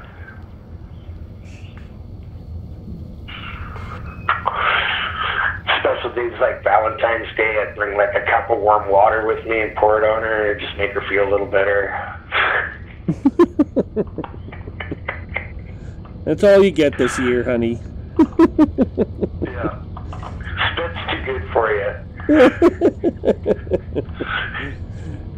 Yeah. Pick up that Mickey Mouse Enjoy. coffee cup. There's your present. Yeah. You know, it's kind of hot, kind of not. That's just like you. Kind of not. That's terrible. Kind of not. You can tell you're a real romantic type. Sense of humor, I think, is probably one of the better. I don't know if I should do another battle right now. Your girlfriend? No, with these scouts, I'm trying to do a mission, and they cracked the crap out of my canopy. I thought the decontamination controller would fix it, but No. it's still cracked, and I'm at 90 Oh, you need AFMU to fix your, 79% right your now. canopy, you need AFMU. Or repair limpets. I know that works too. Because I've fixed other people's canopies for them with it. Yeah, you can fix the canopy, but it has to be like it can't have shattered is the rule. Once it's shattered, I think so. I think you're right. I think so. once you're shattered, you're completely fucked once it's shattered. Yeah. And then you have to make it to Try it again. then you have to go on then your cabin vents into space and you have to go on personal life support until you get to a base. REM lock. Activate. They have their own life support in the cabins. Yeah, and you can't use the bathroom. You have to go in your spacesuit because that's all that's left. You can wander around your ship. You can go to the bathroom and look at it, but you can't actually go to the bathroom except in your spacesuit. Did you watch Obsidian Ant's video today? Either of you? No, I haven't seen his stuff in a while. Actually, I should take a look. He made a good point today about crewmates. What's that? Well, do they travel with you in your ship once you hire them, and then they're only active when you go to a starport and activate them? Or do they sort of mysteriously teleport to the starbase that you activate them at? Well, they mysteriously teleport, but actually they should be like cargo components. You should have to like ship them around as passengers. Yeah. Because right now the way it is you can just, you know, they mysteriously teleport to the starbase and, you know. Well, there's this fucking quarantine at every starbase you go to. Yeah, but your crew isn't always on your ship, right? Like they have lives of their own. They do other things, and when you visit a starport, some of them get off and some of them stay, but when you want to hire them back on to the crew again, they just mysteriously appear. There's no real explanation as to how that happens. Yeah, that's what Obsidian Ant was kind of mentioning. He's like, he was of the mind that as soon as you go into crew and hire any crewmates, they stay with your ship until they're activated, and then they go into your seat. Yeah, but they don't die if they're not with you. Like, you don't lose all your crewmates if you die. That's a good point. That's an excellent point. When your ship is blown up, you lose the one. The non-Federation pilot thing survive. Yeah. Right? I'm at 100% and I'm still cracked. So it definitely decontamination. It does not fix a cavity. No, it does not. Did not know that. So I think I'll go back and repair my canopy somewhere. Are you on life support? Do you have the REM lock? No, it's just cracked. Oh, okay. It's just got some minor cracks, but since my shields were down, that's why that happened. If my shields go down again. Yeah, you need the AFMU, the Automated Field Maintenance Unit, in order to fix it, and it will fix it if you have one, but if you don't, I mean, they're kind of. Check. I don't think so. I wouldn't need it. And that's another thing. Commanders always survive. I'm making pancakes. I'm okay.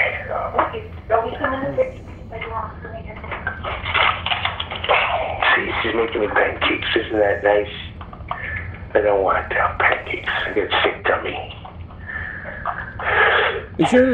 Is your mom back home? No, you know, it's starting to look like she's not coming. Oh no, man. Sorry about that. She's not getting a lot of thumbs up from the people down there about coming back. I mean, it's like, I need to install rubber floors because they think that she'd fall so often. Well, I'd rather she'd fall here in a loving environment and at least, you know, last week or whatever here than in where a bunch of strangers in a hospital-looking prison environment.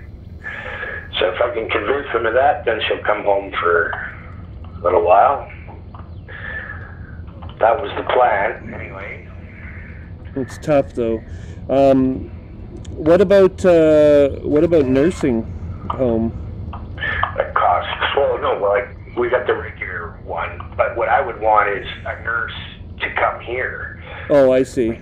There isn't a free option for that. There's a free option for visits for medicines and getting up, you know, moving assist, transfer assist, but there's no someone you hire unless you do a self-care program, which a son or daughter cannot do. Family member cannot do that, so I'm sort of stuck. You have to wait for the medical people to make a recommendation. Well, even if they do, they're not going to pay for it. No, but the nursing... The one that's free isn't good enough, and the one that we need is too expensive. Oh, she's in the cracks. Yeah. She needs, because she doesn't admit that she needs help when she wants to move. That's the problem. So you need to watch her move, whether she wants it or not. But that's on their opinion. That's in their environment. When she gets home, that could all change. She has her familiarities, her handholds, her process, and we're not allowing her to try it out. I tried to get her a day pass, but they're like, well, ask us next week and we'll see. So that was supposed to be today, and tomorrow was the visit. But they don't want to do it for now. They gave me a scare and told me that she went back to the hospital because of pain from a fall that she had on the 9th. But that's not the case. That's just the chronic arthritis, osteoporosis that she has. That she just yelled so much that they got scared and sent her to the hospital again. She's back within 20 hours. So. Anyway. Well, I thought I'd ask. I'm concerned about it, that's all. Well, that's cool. I wish I had better news. I had a good meeting at the bank today. I finalized their accounts and stuff, getting it modified to be an estate account and so on. Okay, good. So I wanted to do that, but I didn't have her the medical paper document signed for her incapacity to make decisions. So I got that, and boom, we're done. We got 1 or 2 more things to do, and then as far as administration about all this stuff, we're going. Whereas that's been sort of hanging over me, you know, waiting and waiting. I needed 2 doctor signatures. The other one needed a week to get around to her. Oh, Jesus. It just sounds like the system there is way more overloaded than here, and there's way more people here than there. Yeah. Like, what is your province doing? All I've heard all my life is about how much Alberta is a have province and how wonderful there was no sales tax, and well, maybe some sales tax is a good idea if you can't afford proper medical care. I can afford it. The things are free. It's just that they're no good.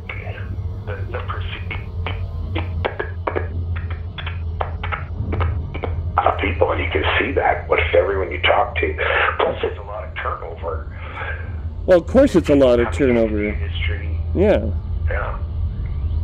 But I mean, you still have. You don't never meet the same person twice. It seems. You still have. Explain everything every time. You still have to. Yeah, I mean, there's that. But of course, better compensation for those personnel would probably remedy that situation a little bit.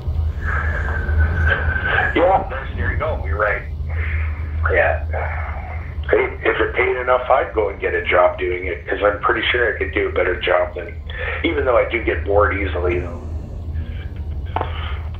I think people just out east bitch a hell of a lot more than people out west, and people out west have lower expectations, but it doesn't change the fact that we live in the same bloody country and that the rules are still the same, and that Alberta could demand more money from the federal government for transfer payments, or it could tax its citizens. I mean, God forbid we should tax the citizens. That's what usually pays for things.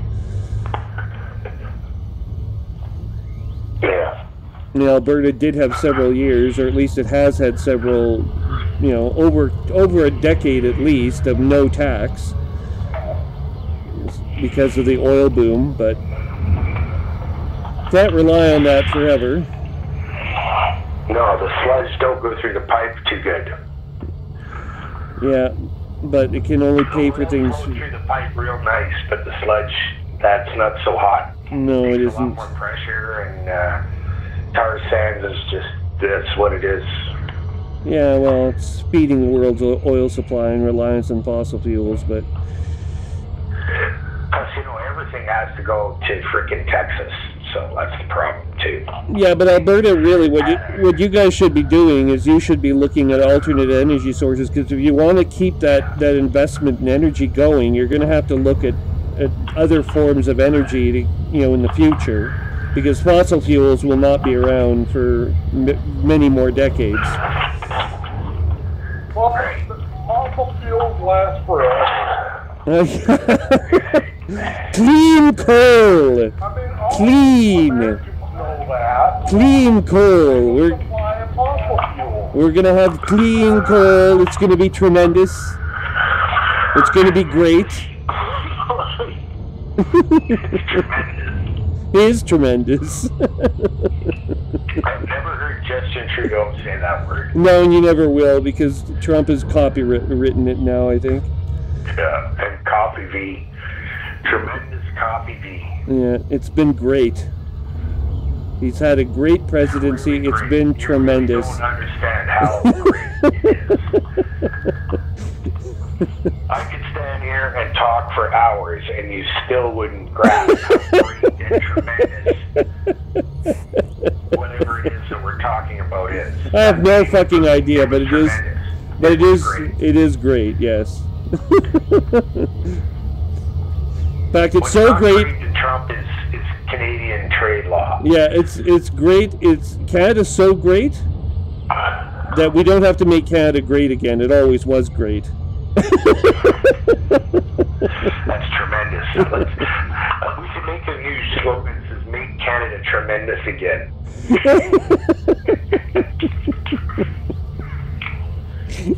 That's a good one.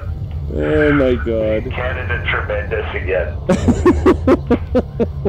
Or maybe instead of again, Still. Keep Canada tremendous still. But this isn't a slogan for Canadians. This is a slogan for Americans. Right? We're building an American slogan for Canada. Wasn't that a Canadian thing to do? Americans aren't worried about Canada. No. No, it's tremendous. To help make this tremendous. Are the more again. important thing. We don't care about Canada. We're worried We about care about China. No, they care about Russia and North Korea. It's pretty clear when the president visits, like, the leaders of those countries, and likes to have, and has tremendous visits with them, that there's a clear preference there. Yeah. Not Germany. Not Germany, God knows, Canada, no. Mexico, no. There's too many damn Mexicans to begin with, but... London is fine as long as they make beautiful people. Britain, London, BBC. Did you know that the Queen, when he visited the Queen, what did the Queen wear? She's wearing a brooch given to her by Obama. Just right in your face. This giant fucking brooch that the American people gave to the English head of state. It was given by Obama, and she's wearing it, of course, in the meeting with Trump. She did not look happy either that afternoon. No. And she looked like she kept looking. I saw that footage. She kept looking at her watch and like going, "Okay, what the hell? Why is he making me, the Queen of England, wait?" It's not to her. It's not just making her wait. It's like you're making the entire nation of England wait.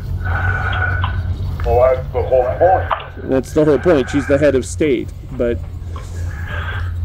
No, it doesn't matter until Brexit. Now it matters. Most important, you know. What's that? Who's the most important? The United States is more important than any of No, our allies. no, We no. gotta make our allies wait for us. The EU is the most important. It's tremendous. We don't care. We could be if we asked really nice. That's really nice. Join the EU. Actually, Canada already has observer status in the EU. We're not a full-fledged member, but we're affiliated with the EU already. But we'll never become a full-fledged member because we're not. If we ever did. Well, it might be, but we'll never get there. I don't think. No, Be a full member of the EU, you got a problem. But you have to be in Europe. you have to be precisely. It's tremendous, actually. It's in their trade sector, right? So if you have a ship that only goes to the EU, you have a shot, but it has to have a certain level of intuity within the EU already. Yeah. You can't just pick that ship and make it new and fresh. No. It has to already exist and run to the European sector all day, every day. And if you can control that, you have a shot at joining the EU. But There you have go. to pay. And you have to pay, that's right. You have to pay hard. And they pay you too. That's what it is. Yeah. Share, right? So, Well, of course. someone's paying. It's a good thing that I'm not involved in politics. Yeah, that's not I'm politics. fucking confused. Politics override all of that. On top of that's the trade economy. Oh, And I don't know you shit know, about locking it. I'm distance. just stoned and talking out of the side of my mouth. Yeah, I was gonna say, And I don't think I'm too far off the mark on most of the stuff I say, but I just place to hit with a God's cannon. So if it helps, then I'll talk. I love getting God's hits. It's so hard to do with most ships. This one should be easy. This Python in reverse type thing, it's so easy. What's Python in reverse? What are you doing? Backing up into your prey? Sometimes you have to boost, turn your flight attendant around so that they're now chasing you, but you're going fast, and you can aim at them and Oh, yes, of pick them course. off. Yeah. Sometimes you just straight out corner them and get angle of attack, but that's not all the time, right? No, I If you know. focus on one of these targets too long, the other ones have too much of an advantage. Full reverse. Yeah, no, I'd never turn my thrusters on and go in full reversed. But I would go flight assist off and then do a real quick Spin around. assist flip shift, 180, Yeah. so that you're now going in reverse. And then you have some tactical advantage depending on range, speed, weapon loadout, blah, blah, blah. And that's that talk again. There it is. So, yes, they got me a kill. They got me a kill. Yes. Haha. These are interesting missions because they give you the option to fight NPCs as well. There's almost always NPCs in the battle, and you can choose to fight because one of them is wanted, most likely. It's usually a pirating situation that's gone wrong, right? And you're jumping in there to help out somebody, or neither of them, or pirate them yourself and kill all the aliens, or whatever you want. I like coming in looking like I'm gonna kill the aliens and then switch the flip on the pirates and then Psych boom, them out. and psych them out. And Yeah. that's fun to do too. And the other way too, like sometimes I go in and it's a Navy ship or two that's being attacked, and they end up getting corrosive damage, and they'll actually Oh, stop and let you heal them at the end of the battle. The other ones, they all fly away, but the Navy will stop and say, "Okay, you want to heal me?" And it's fun to put a decontamination limit on an NPC ship and let them go. See you later, like oh. cleaning the fish. I think that's really fun. Hang on, I'm gonna crash into this planet. It must have 2 Gs. My battle is done. Caustic substance neutralized. Oh, yeah, I'm being scanned by somebody. I think you should get a special reward for helping a battleship in a Thargoid situation, if such a thing ever happens. Yeah, I agree with that. Like your naval rank, if that applies, that should jump. Yeah. Or Starbase, Not if maxed it's out after a month of this, it should be. yeah. The Thargoids also have a tendency to avoid direct attacks on starports during, like they only attack the starports during the update. But I would like to be able to engage the Thargoids in battle near a starport. Yeah. For like a 3-hour session, and then it's over, and then it refers to whatever state it would be in before that. Right. That's a great idea. Like going to a movie. If you don't even have to take place, you can just go into the instance and watch, because it's going to be a crazy event. Oh, it'll be nuts. And you always know it's going to be there. Yeah, they can flip on and off USSs and combat zones at will. Yeah. At FDF, so why not create a new one? Because they got other games to do. Oh, they'll develop this one in due course, but I would like to see certain enhancements that make it possible to intercede in these attacks on these starports, rather than just like have them oh, well, this starport, you couldn't help it because now it's on fire and burning and everyone's dead. And I feel the same way. and I kind of feel the same way about when new ships are introduced into the game and NPCs just instantly have them now. And yeah. and stuff like that. Like when planetary landings first came and there's now stations on surfaces, I sort of had to give it up for them, that one, because that's a big one. Oh, gee, all of a sudden now there's all these planets and cities with, where's the explanation? So I had to tuck that in my pocket for that. Well, you're gonna have to get used to that, because as we also have discovered, when they discover new exoplanets, they occasionally will be open to, like the TRAPPIST-1 star system just appeared in the gaming universe because they discovered it for real in real life, and it made no sense. And they have stats on it. Yeah. Like they have Jupiter's new stats, so there was a funny... Oh, did they add 12 moons? You know, like for you to open your system map in Sol and see Jupiter dowed out with 70 plus moons. Yeah.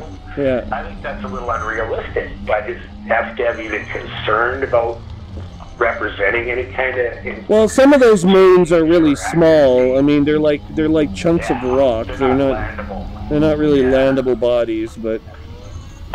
Oh, shit. The Stellar Forge doesn't have that ready to go, so... No, but they could... You're out of shields. They could add that shit in if they...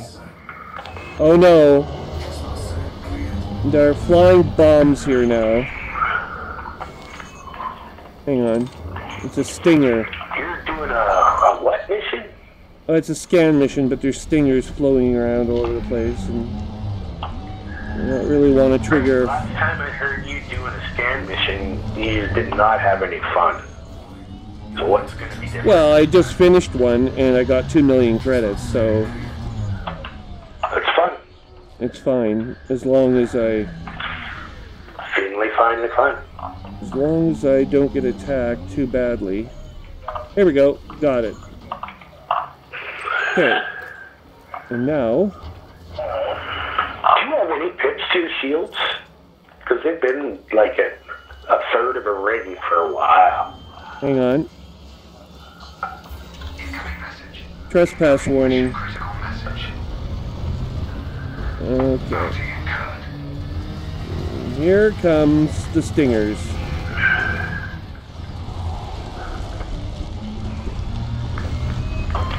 And the stingers are chasing me. Nice. But I have my guns out so that I'm pointed at them no matter which way I'm driving. They're not getting shit here. They're running around like fucking chickens with their heads cut off, though. Okay, I've got to take out a turret, though. Hang on. This turret's gonna start... This turret will start shooting at me if I don't fucking let him have it, so...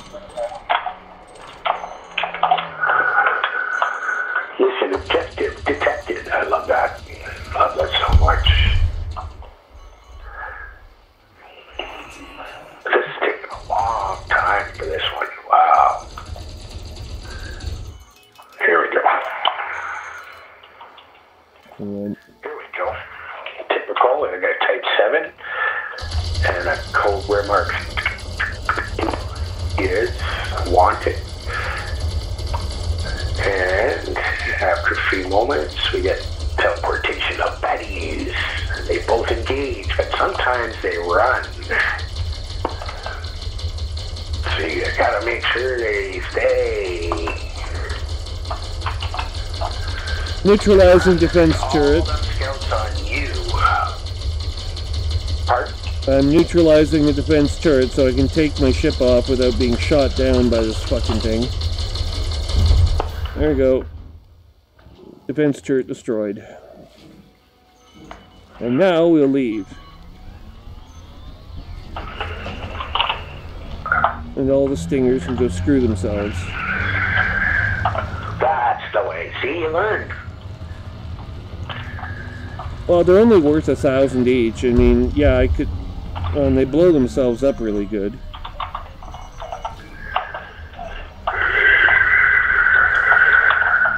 But that doesn't count against you if they just self-destruct.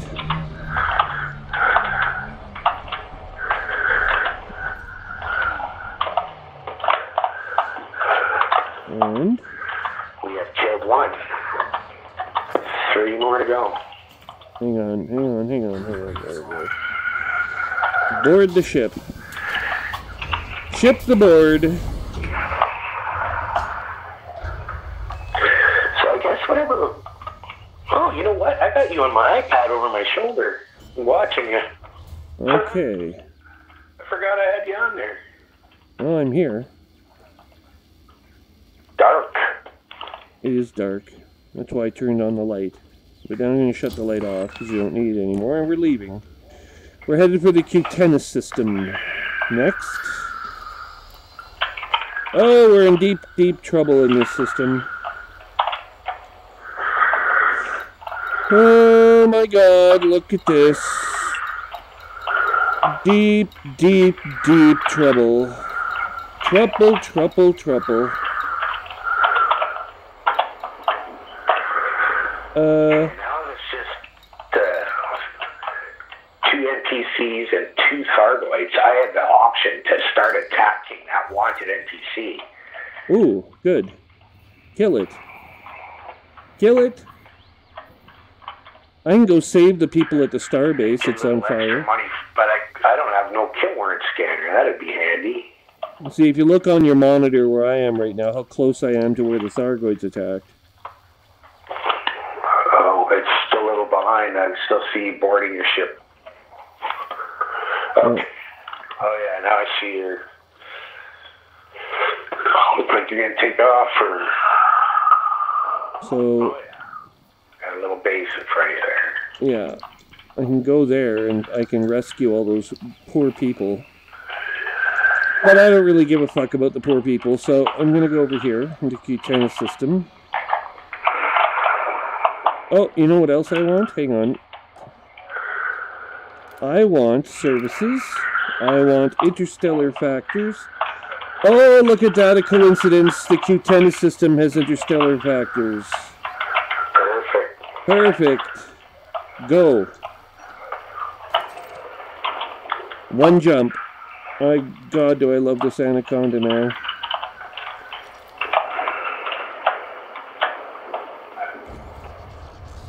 Preparing to jump.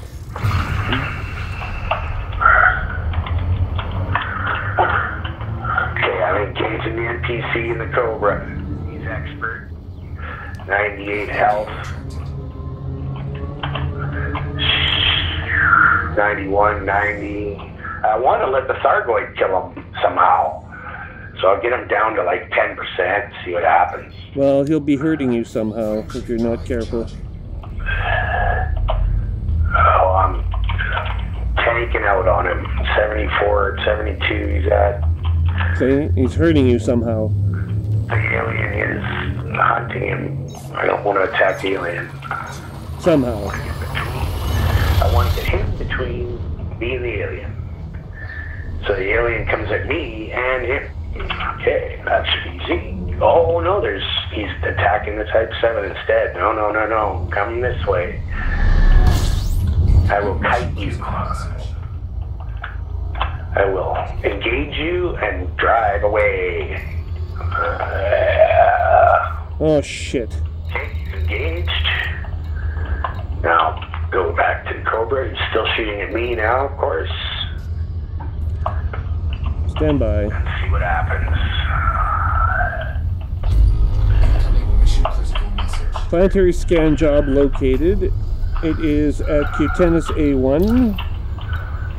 Lock destination.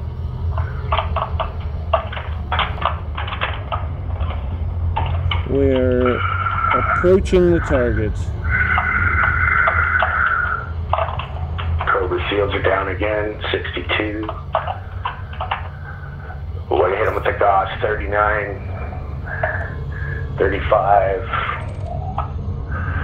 Where's the alien? This is where I got to get the alien involved. He went back to the easy bait.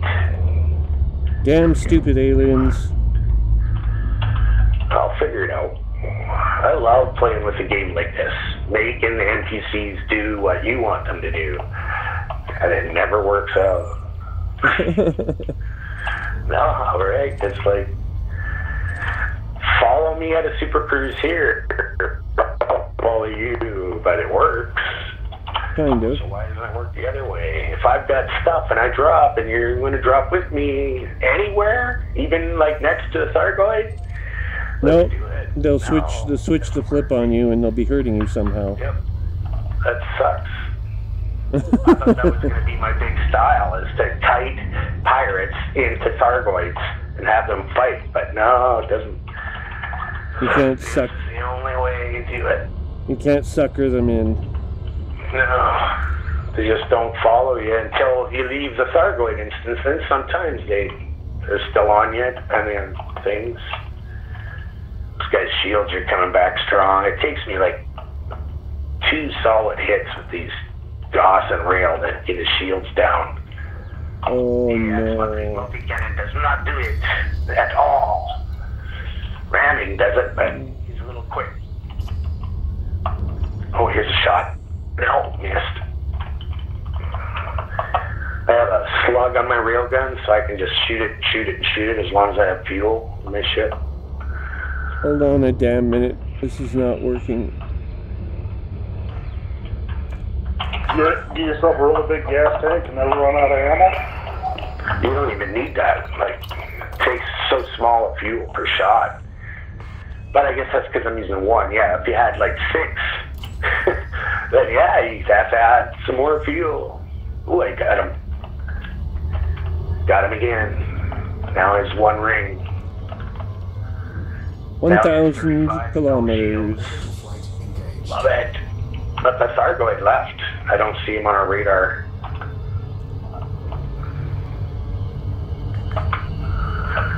$28. High integrity compromised. Too fast for orbital cruise. Oh, now we have to go out into outer space again. 0. I killed him. Shard cannon took him out. Took 20 damage off of him. Oh, I see the Type 7 is contaminated. Let's see if I can catch it. Try to fix it. Yeah, he's gonna, I think. It's tough because he doesn't stop like the Navy ships do. So you gotta use very precise controls to stay within a kilometer. He did stop. What a dingus. Guess he knows his shit. 52 hull. 51 hull. This is the Type 7 I'm talking about, not me. Okay, repair lip and attaching. Ready to engage. 52 hull. Still contaminated. Now he's clean. 52 hull. 53. 54. Nice. Okay, I don't need to take you up to 60 even. I'm out of here. You get extra points for that. Healing off the NPC helpers. Saved you, healed you. They should be really happy with me. But they're not. And I've only killed 7 of 12 scouts on this mission. Where the hell did my base go? It just went up and vanished. Look at here. I hate vanishing bases. Oh, there we are. 100 kilometers.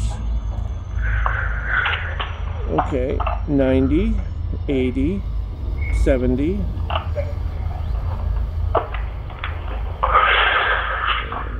we go.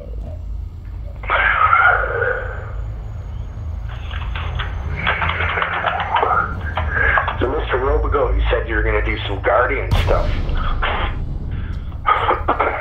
Is that still happening or no? Yeah, I think I'm going to take off or get in my after 4 tomorrow and take off and make that way. place to go? Do you know where to go? Off the top of my head, no. I figure I'll... Because I tried to find one out of that list, and I didn't find anything I liked. But there was obviously... I did save one of the system he is in and you got, I believe I got that saved to my favorites list, so I'll probably head there. Good. So that's one of the blueprint types. There's, as we all know, there's... Yeah. The vehicle one, I don't know what the hell. Like, I don't know what recipe that is for. The vehicle one? Yeah, there's a Guardian vehicle blueprint. It says... I'll check. Make sure here. Ooh, that's weird. VCUFA NL-N. Well, vessel. The wording is vessel, not vehicle. I have 87 out of 100 Guardian vessel blueprint segments.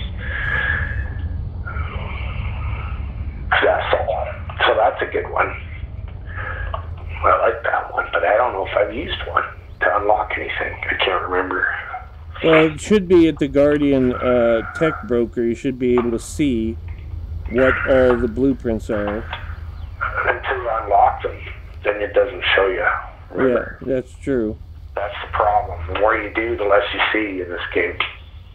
You have to go to other places to see things. Well, I have discovered only 2 of them, and neither of them required vehicle blueprints, so I'm sure I could definitely get a list. You know, it could be the word vessel as in the vessel that carries the ashes of your cousin Fred. But I think it means like seafaring vessel. Or it could mean a fighter. Chekhov might say it. You're a vessel.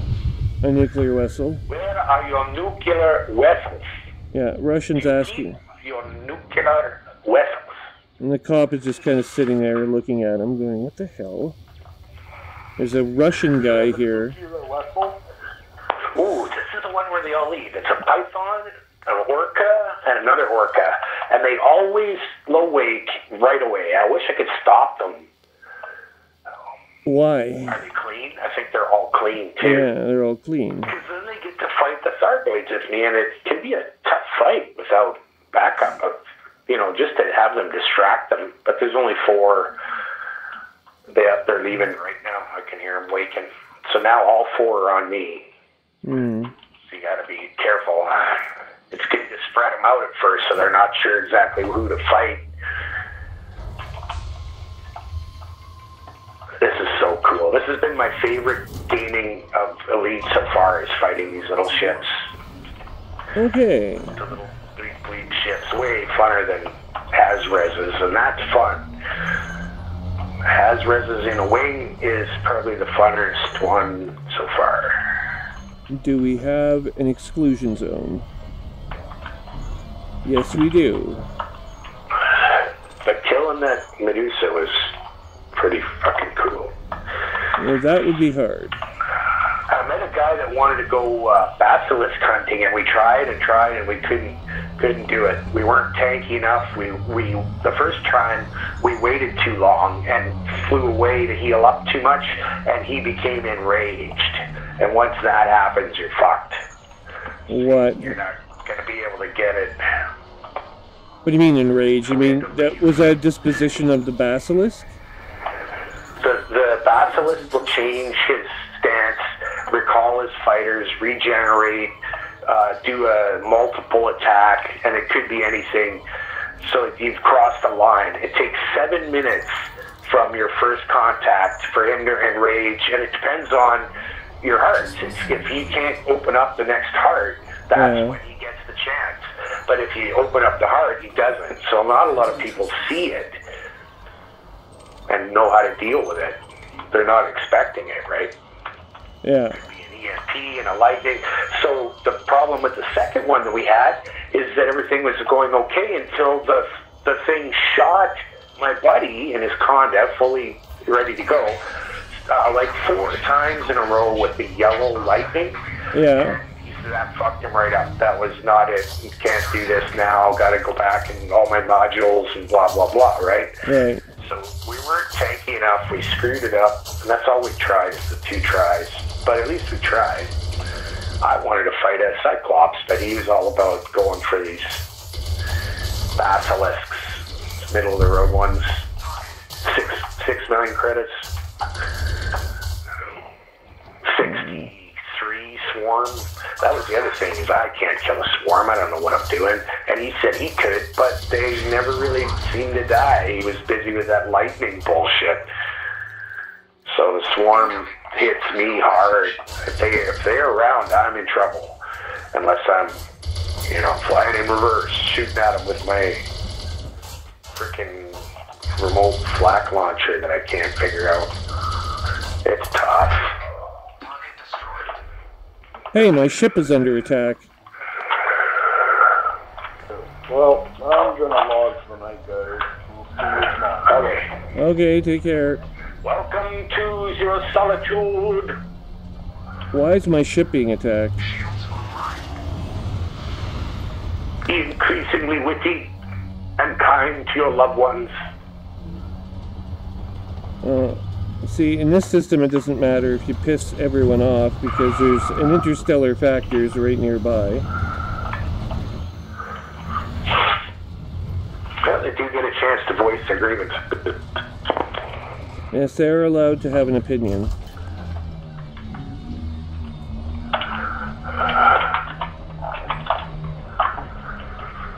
Okay. He cut out kind of early tonight, didn't he? What time is it? Hang on a second. Oh, it's 11:27. It's 10:30 where he is. I got a job now, so I have to get up for work in the morning. And you never play before work? For a half hour or anything? No, I don't play before work. I have shit I gotta get done with my day at that hour. I have to have a shower, get up, clean up. By the time I'm ready to go, I'm pretty much out the door, having my last cup of coffee and trying to get to work on time.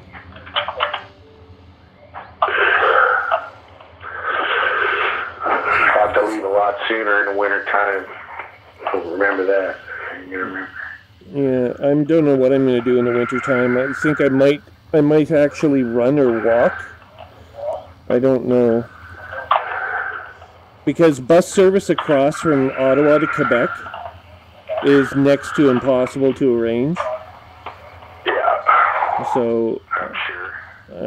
I don't know why it's one big city, but it's like there's 2 cities right next to each other, and neither one wants anything to do with the other because one speaks French and the other speaks English. So it's kind of strange, actually.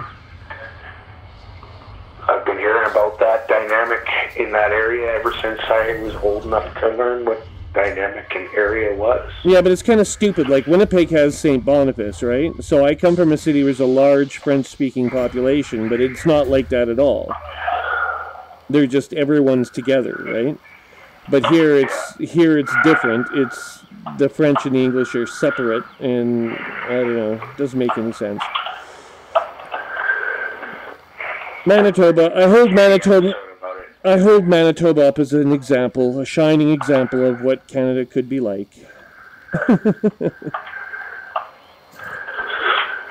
they almost pulled it off this year. Yes, they did, almost. Hey, there's always next year. You have not heard the last from the Winnipeg Jets. Yeah, right. I know exactly, right? Yeah, I know. Or Connor McDavid. No. His franchise. They will pay a fucking fortune to be in that position again next year, I'm quite sure. I don't know if Johnny in our team is going to stick around. Our big guy, Johnny Monahan, Johnny Goudreau. Oh, and the Flames. Sean Monahan. I don't know if that's going to happen. Yeah. Yeah, I don't know. We've been again laying that one for too long now. Well, the Senators, the Ottawa Senators have had the goalie with the coke problem. He liked. Hear about Ray Emery? No. What happened to him? I think he got in a snowmobile accident or some fucking thing. Wasn't doing I'll look it up. wasn't doing drugs or something, was he? I think there was something. Hold on. This is the problem with being young and rich. When you're young and rich and you don't have a family or any kind of expenses, Scan detected. your planning is kind of short term. Yeah, he drowned. Drowned. Yeah. Hockey player. Hamilton Harbor. How the hell does a hockey player drown? It was shenanigans. Uh-huh. Described as shenanigans. Whether there was booze involved or not. Probably would guess But he did something stupid. it's either ketamine or booze. Ketamine or booze is behind it, I'm sure. It doesn't sound like maybe one of his friends ran him over with the boat or anything, because there was no kind of criminal charges or any of that. It was something that he did to himself. Yeah. But it's not being specific. And there's no video, of course. Of course not. With everybody filming everything these days, you got to wonder why a lot of these very important and unshown videos aren't going to ever, will they ever surface? Everybody has video. Yeah. Not everybody shares it. Because they don't know how. A lot of people have no idea how. I know. Grandma with her camera catching the most important picture of the 20th century as someone tries to do this and that, and it's foiled, and she has the video, but she deletes it because she doesn't understand and she can't give it out. Well, this is stupid. Poof, gone. Look at that shirt on that guy. I can't swipe. Well, that's the guy that shot President Trump, right? Yeah. Whatever happens, right? Some crazy thing. Oh, no. He has the bomb vest on. I thought for sure someone was going to shoot Obama, right? First American black president. I thought for sure someone's going to have... Some redneck is going to come with a shotgun and they're going to... Extremist, yeah. Yeah. But no... The extremists on the Islam side and then try to poke at him, I guess. But didn't get anywhere. Yeah, you never hear about it. No one got close enough. And the Trump is not going to be assassinated because no one kills dumbass presidents.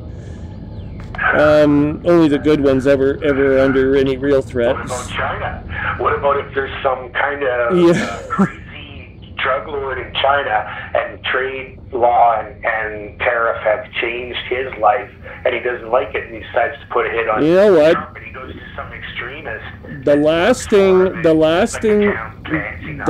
The fucking last thing a drug lord would want, had they any brains at all, would be the legalization of drugs, because they'd be out of business tomorrow. They don't want you to legalize drugs. Or decriminalize, because then all those people that got put away because of you are coming back out. They're coming back out, and because now the drug trade, while technically you can still sell to them, that drives the price of drugs down considerably, because the risk isn't there that there was before. So it'll end up being cheaper. You won't make as much money. So I mean, even either legalization or decriminalization, neither is good for the drug lords, and why the hell would the government want to do anything good for them anyway? So best thing to do is just legalize it outright, like they're doing with marijuana, and then you'll drive all the drug lords out of business. In fact, what is the first effect they're seeing from marijuana sales in Canada? All the drug lords are going... Yeah, crime is going out the window. The police chief of the largest police force in Canada, police chief of Toronto, is advocating for the full legalization of drugs now. Yeah. So...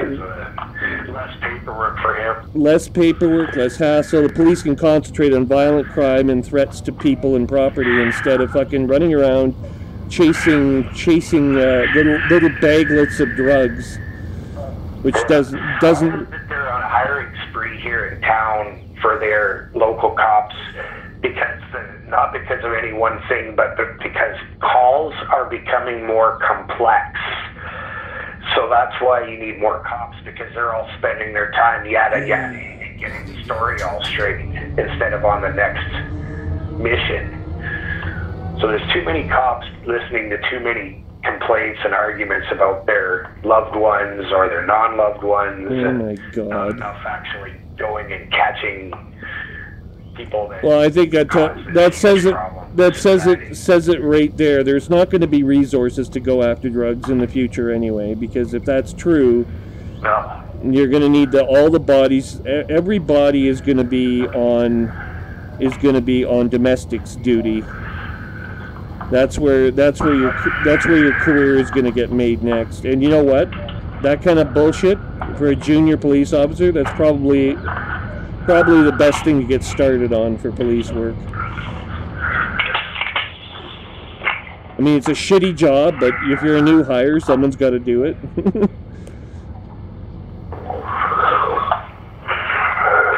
Okay, so we're going to go find our base now, where we can...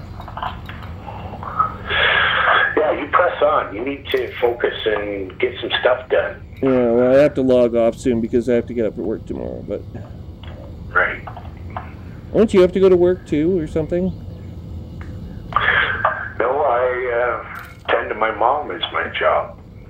Wow. And now that she's in care, You're unemployed. kind of, well, other than being the one that does all the administrative work, right, that I was talking about. Oh, I know about the administrative work, It's kind yeah. of hard to hold down a job and have to be available for phone calls from staff from crazy care centers. But filling out government forms has become like just a chore and a half. Like, it's as if these bureaucrats come up with new ways for you to burn time Yeah. and fill out the form. You have to... The whole medical side of people that need to contact me, and not just outward stuff to do with dad or anything like that, but like occupational health will try to contact me and set up an appointment to come and see the house sooner or later. That's what I'm thinking is the next step. Yeah. But whoever it is that's in charge of that timing, or the doctor, I guess, is not going to the next step for that. So that's what I'm sort of waiting for. So I can't even really, like, I can go and find a little driving job, but my vehicle sucks on gas, so I don't really want to do that, even though I like doing that, like a delivery, like Meals on Wheels or whatever. I know, what's it called, Pat? It's like Uber for food, right? Yeah. Skip the dishes, stuff like that. I can do that, right? But then I'd still be able to be in contact and drop whatever I'm doing. It's not like I have to clock out and ask permission to go on my break because I have to do something with mom all day at any point during the day. That's what a lot of people do, though. I mean, they have their family concerns, but you still have to earn money somehow. Like, there has to be, if you have money already, well, that's fine, but... Yeah, that's the thing, is I'm not leaving a legacy. I don't have kids myself, and there's no really people that are waiting for the money for this estate to continue their lives, so it's all mine to burn. And I'm 50 years old, so... Holy shit, you're 50 years old? Yeah, well, next week I'll be 49. Holy crap, I didn't know you were older than me. I did. Yeah, well, you just presume because you're older than a lot of people who play this game, but... You know how funny it is? Like, there's a 10 or 20 year thing where if someone is 20 years younger than you and you meet them, whether it's over the internet, email, you kind of have a sense for how old they are. Well, of course you do. They're not as mature generally, and you can hear it in their voice. Yeah. And it's freaking me out because it also changes the way that I view and see adolescents, pre-adolescent, and children and infants. Whereas that's always had that 20-year buffer since I was 20 and 30. Yeah. Where now it's changed to a little more of a grandpa type of style that I think I like. You know, like no. But you could still leave. The noise. You could still. I kind of want the noise. No, but you could still have a legacy. If you get your girlfriend pregnant, that could. She can't do that. There's none of that. There's none of that going on. His stress to me was at the start of our relationship. Ah. She was going through endometrial endometriosis trouble. If you know what endometriosis is, No. she's had that. So she had her 3 kids. That's where women have a lot of scarring tissue. I see. Something gets infected in bad places, right? So they have to take it out, and they do hysterectomy for that. So that's your final thing. So her body changed, and everything sort of changed, and we, still stayed together. Well, if she still has kids, then you're playing the role kind of a stepdad, aren't you? No, I don't interact with her kids. Her kids live across town with their dad, and one of them's actually in Cold Lake right now, and the other one's been married for a few years, and okay. coming out of high school. They all have their lives. They're not young. When we first met, they were fairly young. We met like 16 years ago, right? So oh, wow. they were So younger than that. that's a little different, yeah. Well, I'm not 50 yet, but I'm closing on 47 this year. So There you go. I That's will. why we all have the same opinion about the Star Wars movies and things, because we lived through all that, and gaming, computer hardware. So if I know that someone has been through, like, installing Windows for Workgroups 3.11 on their frickin' 486, like I did, then it changes the way that you want to interact with them. You want to be more open and friendly because you have that connection, right? You have that. I agree. It is fun for 20 seconds, and then it's kind of like, Yeah. But then I meet a lot of people on here that are in their 30s that things are different, right? They're the next generation. Well, I mean, in my 30s, they were just young, 15, 10, 7. I'm a senior software developer now as well. I think I might have mentioned that. So, and you don't get to do that unless you spend a certain amount of time doing this kind of work. So, right. But I mean, I've done everything technical. I mean, and you've also mentioned it yourself, is you love doing that. You love doing your job. Oh yeah, I do. That's the other reason why I excel at it. Yeah, definitely. Where I loved doing what I did as well, and that's why I wanted to make a career out of it. But the career itself went into a place that most employees don't want it to go, right? The printing industry. Oh.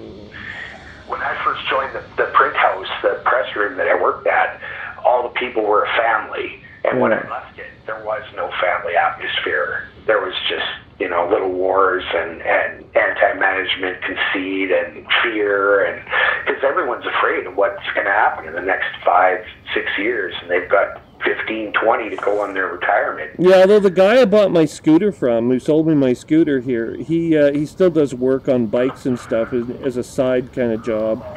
And he's got, in addition to that, he's got a successful print industry running here in Ottawa. But he's doing work. He's doing work for the federal government. The federal government, they pay for artwork like you wouldn't believe.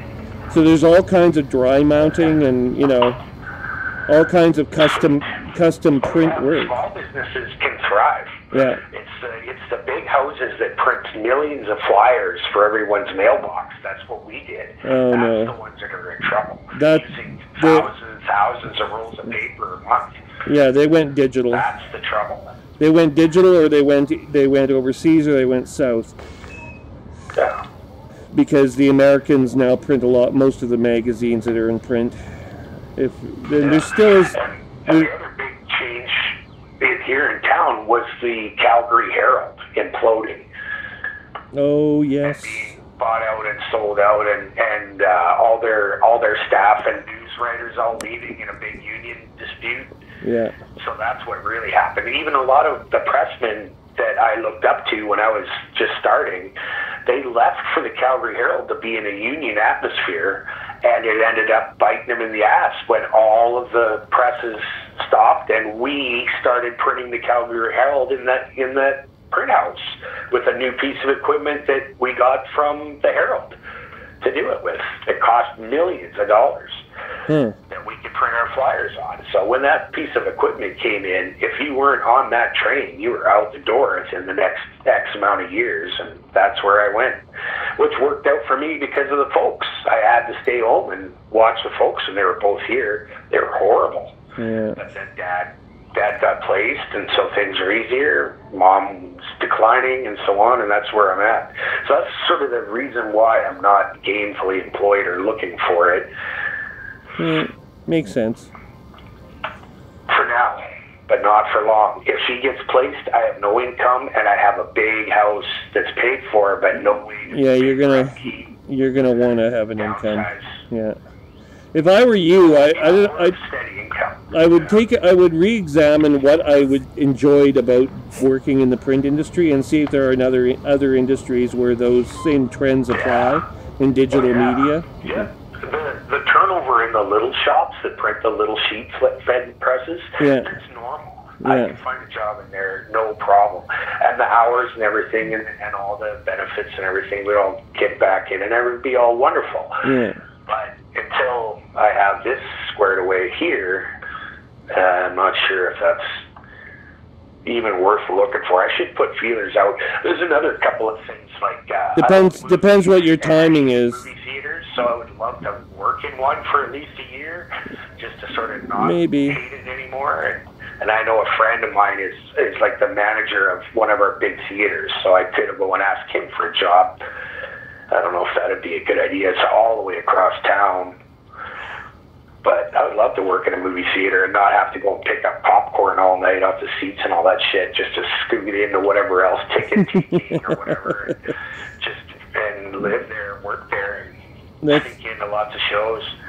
That's more... I haven't seen a movie in so long in a theater. I'm spoiled for that shit. Yeah, well, that's mostly service sector work anyway. The kind of income you're going to need is going to demand, management level probably. Not really. I have subsidies. Weird little things that have kicked in.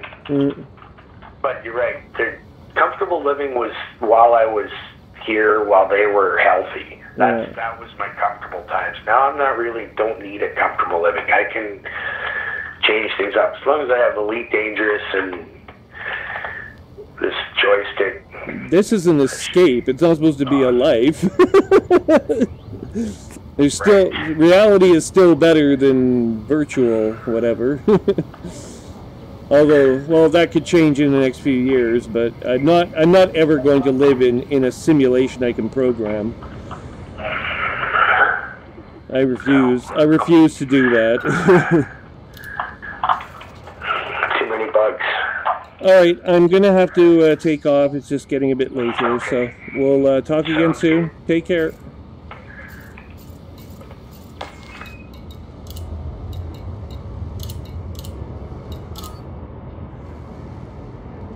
Okay, so we're done for the evening by the looks of it. We do have one more mission, or do we? No, we don't, actually. Oh, crap. You know what? I'm going to use this time to focus a little bit on one last thing. That'll bring my income up to the level where it needs to be for the short term.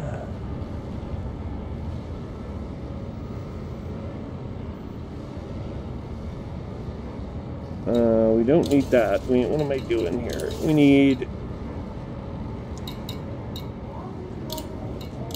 I thought there was a interstellar factors here. We're gonna probably have to go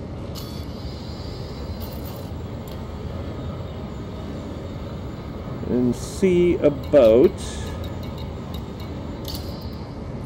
which base might have the interstellar factors. So, hopefully it's not one of the bottom three down there. What do we got here? Oh! This orbital facility has what we're looking for. So, we'll just go there instead.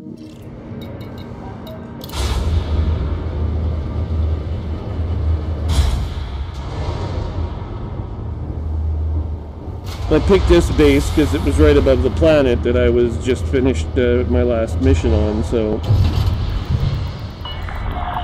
Detach confirmed. Restrict speed until clear of the station perimeter.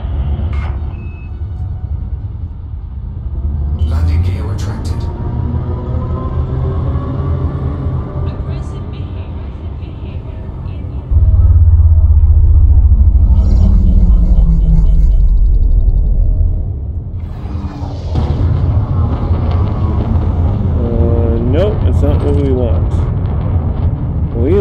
that. Napier City. That's the base we're headed for right now.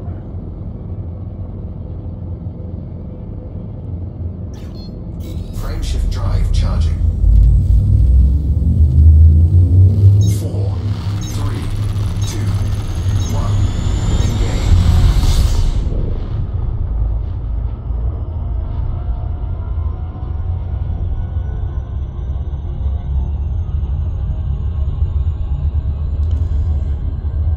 Once here, we will hopefully be clearing off our bounties that are held against us. We will then hyperdrive to the system where we will turn our missions in, and that will be that for tonight. Still an opportunity to be interdicted, I guess, but shy of that, we're pretty much finished for tonight.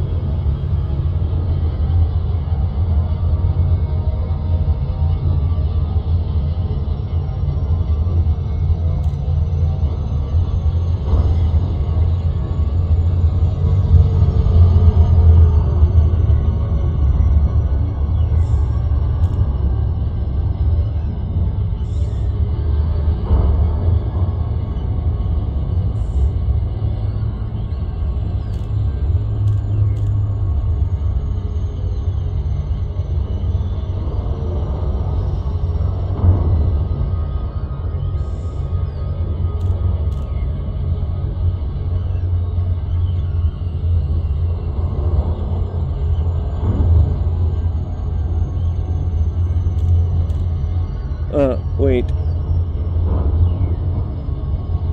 There it is. There's a habitable Earth-like environment here, a checkpoint, and a conflict zone.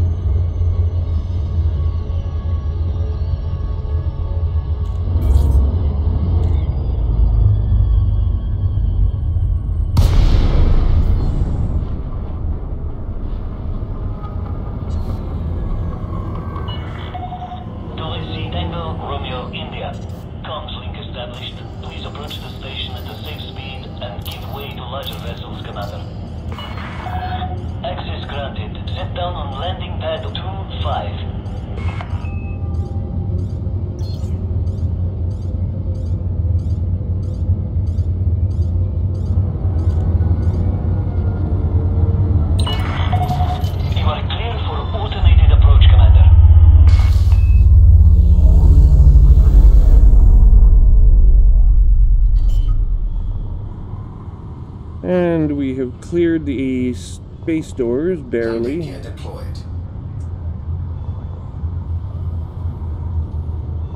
Didn't time that perfectly, but we made it inside.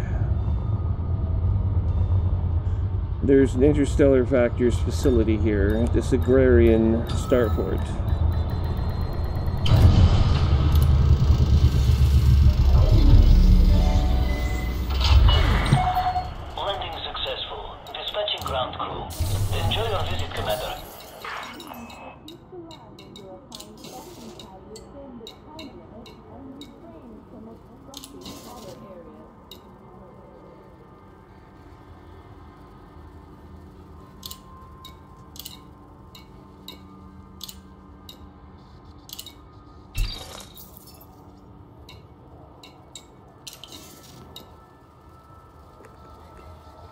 We have cleared our status.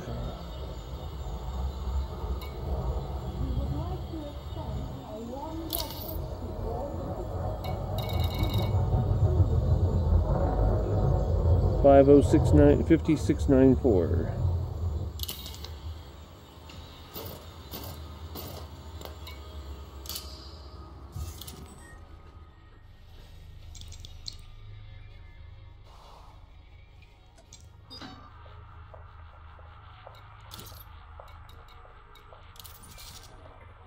And I believe Zabrowski Enterprise.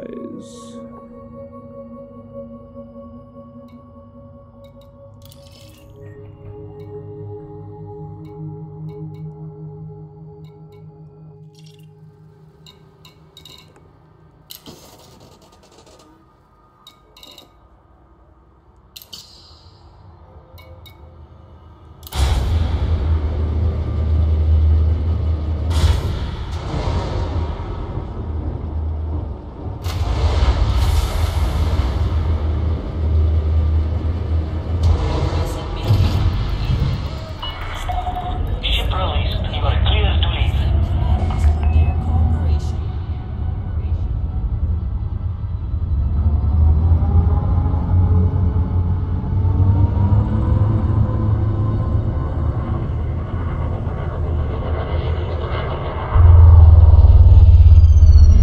Landing gear retracted.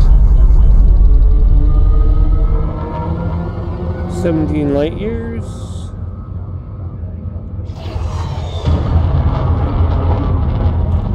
Preparing to jump. Frameshift drive charging. And jumping.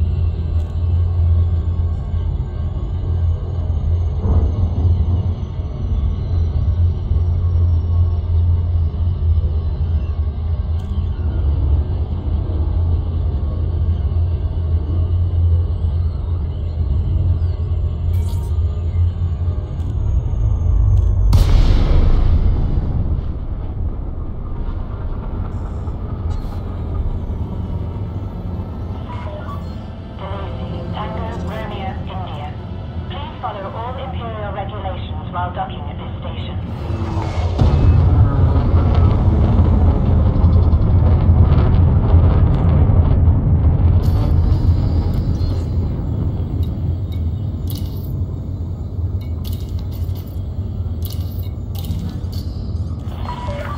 You are cleared for access. Please continue to Bay 25.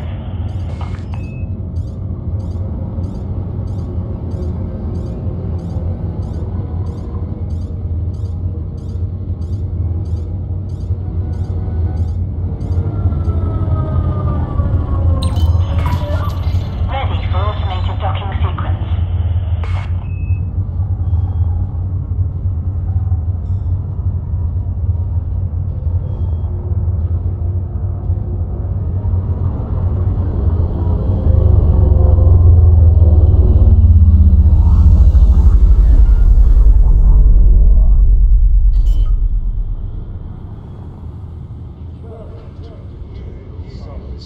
Landing gear deployed. We look forward to serving your interests and thank you for choosing our facilities.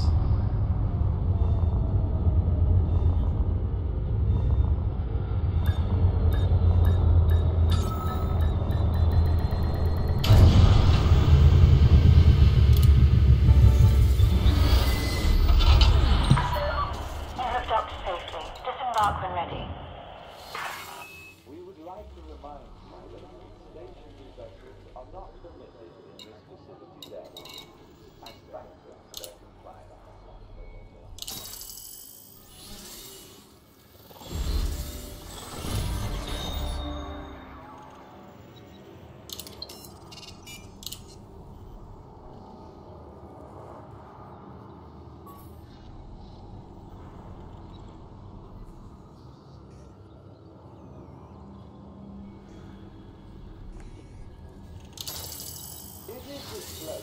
Incoming message.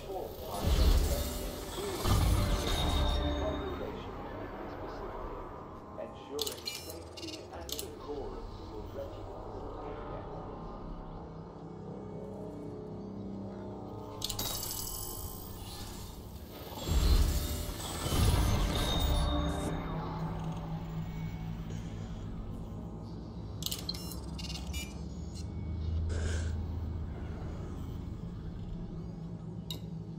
Pilots are respectfully asked to alighten their own docking pad only and avoid obstructing access to other docking bay areas.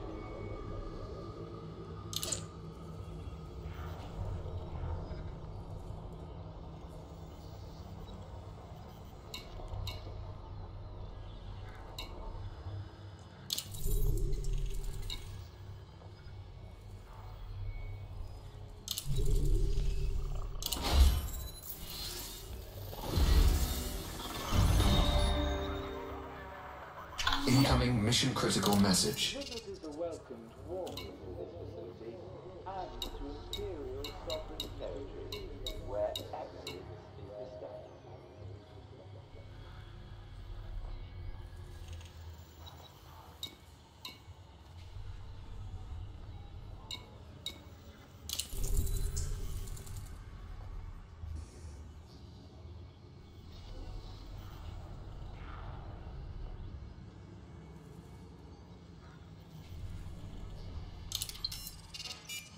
With regret, we must inform pilots that unauthorized docking bay access is unacceptable and will dictate an appropriate response.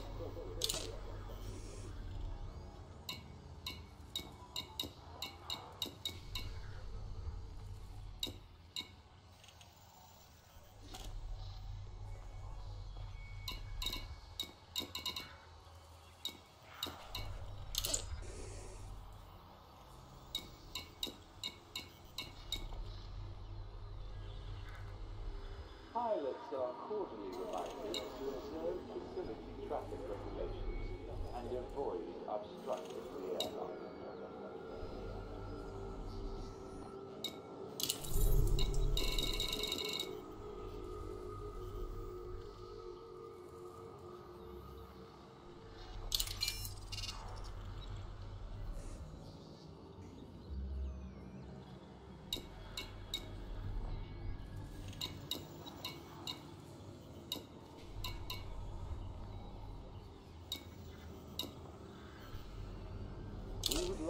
remind you that stationary vessels are not permitted in this facility there.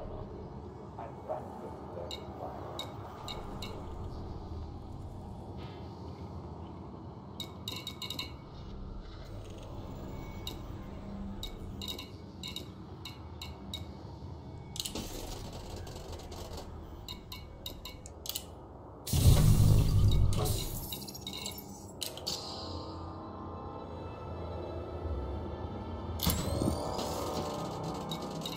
Speeding inside the docking bay puts lives at risk. We thank pilots. Alright everyone, thank you once again for watching. Please review the video properties inside YouTube. You may have to slide up the More slider to get those properties displayed.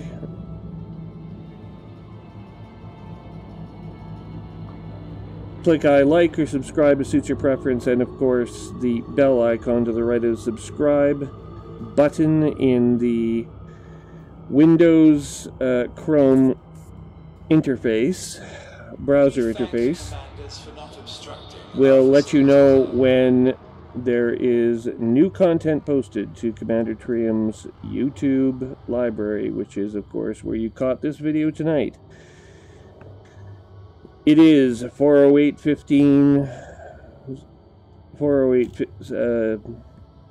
Zulu, beg your pardon, on 20 July 3304.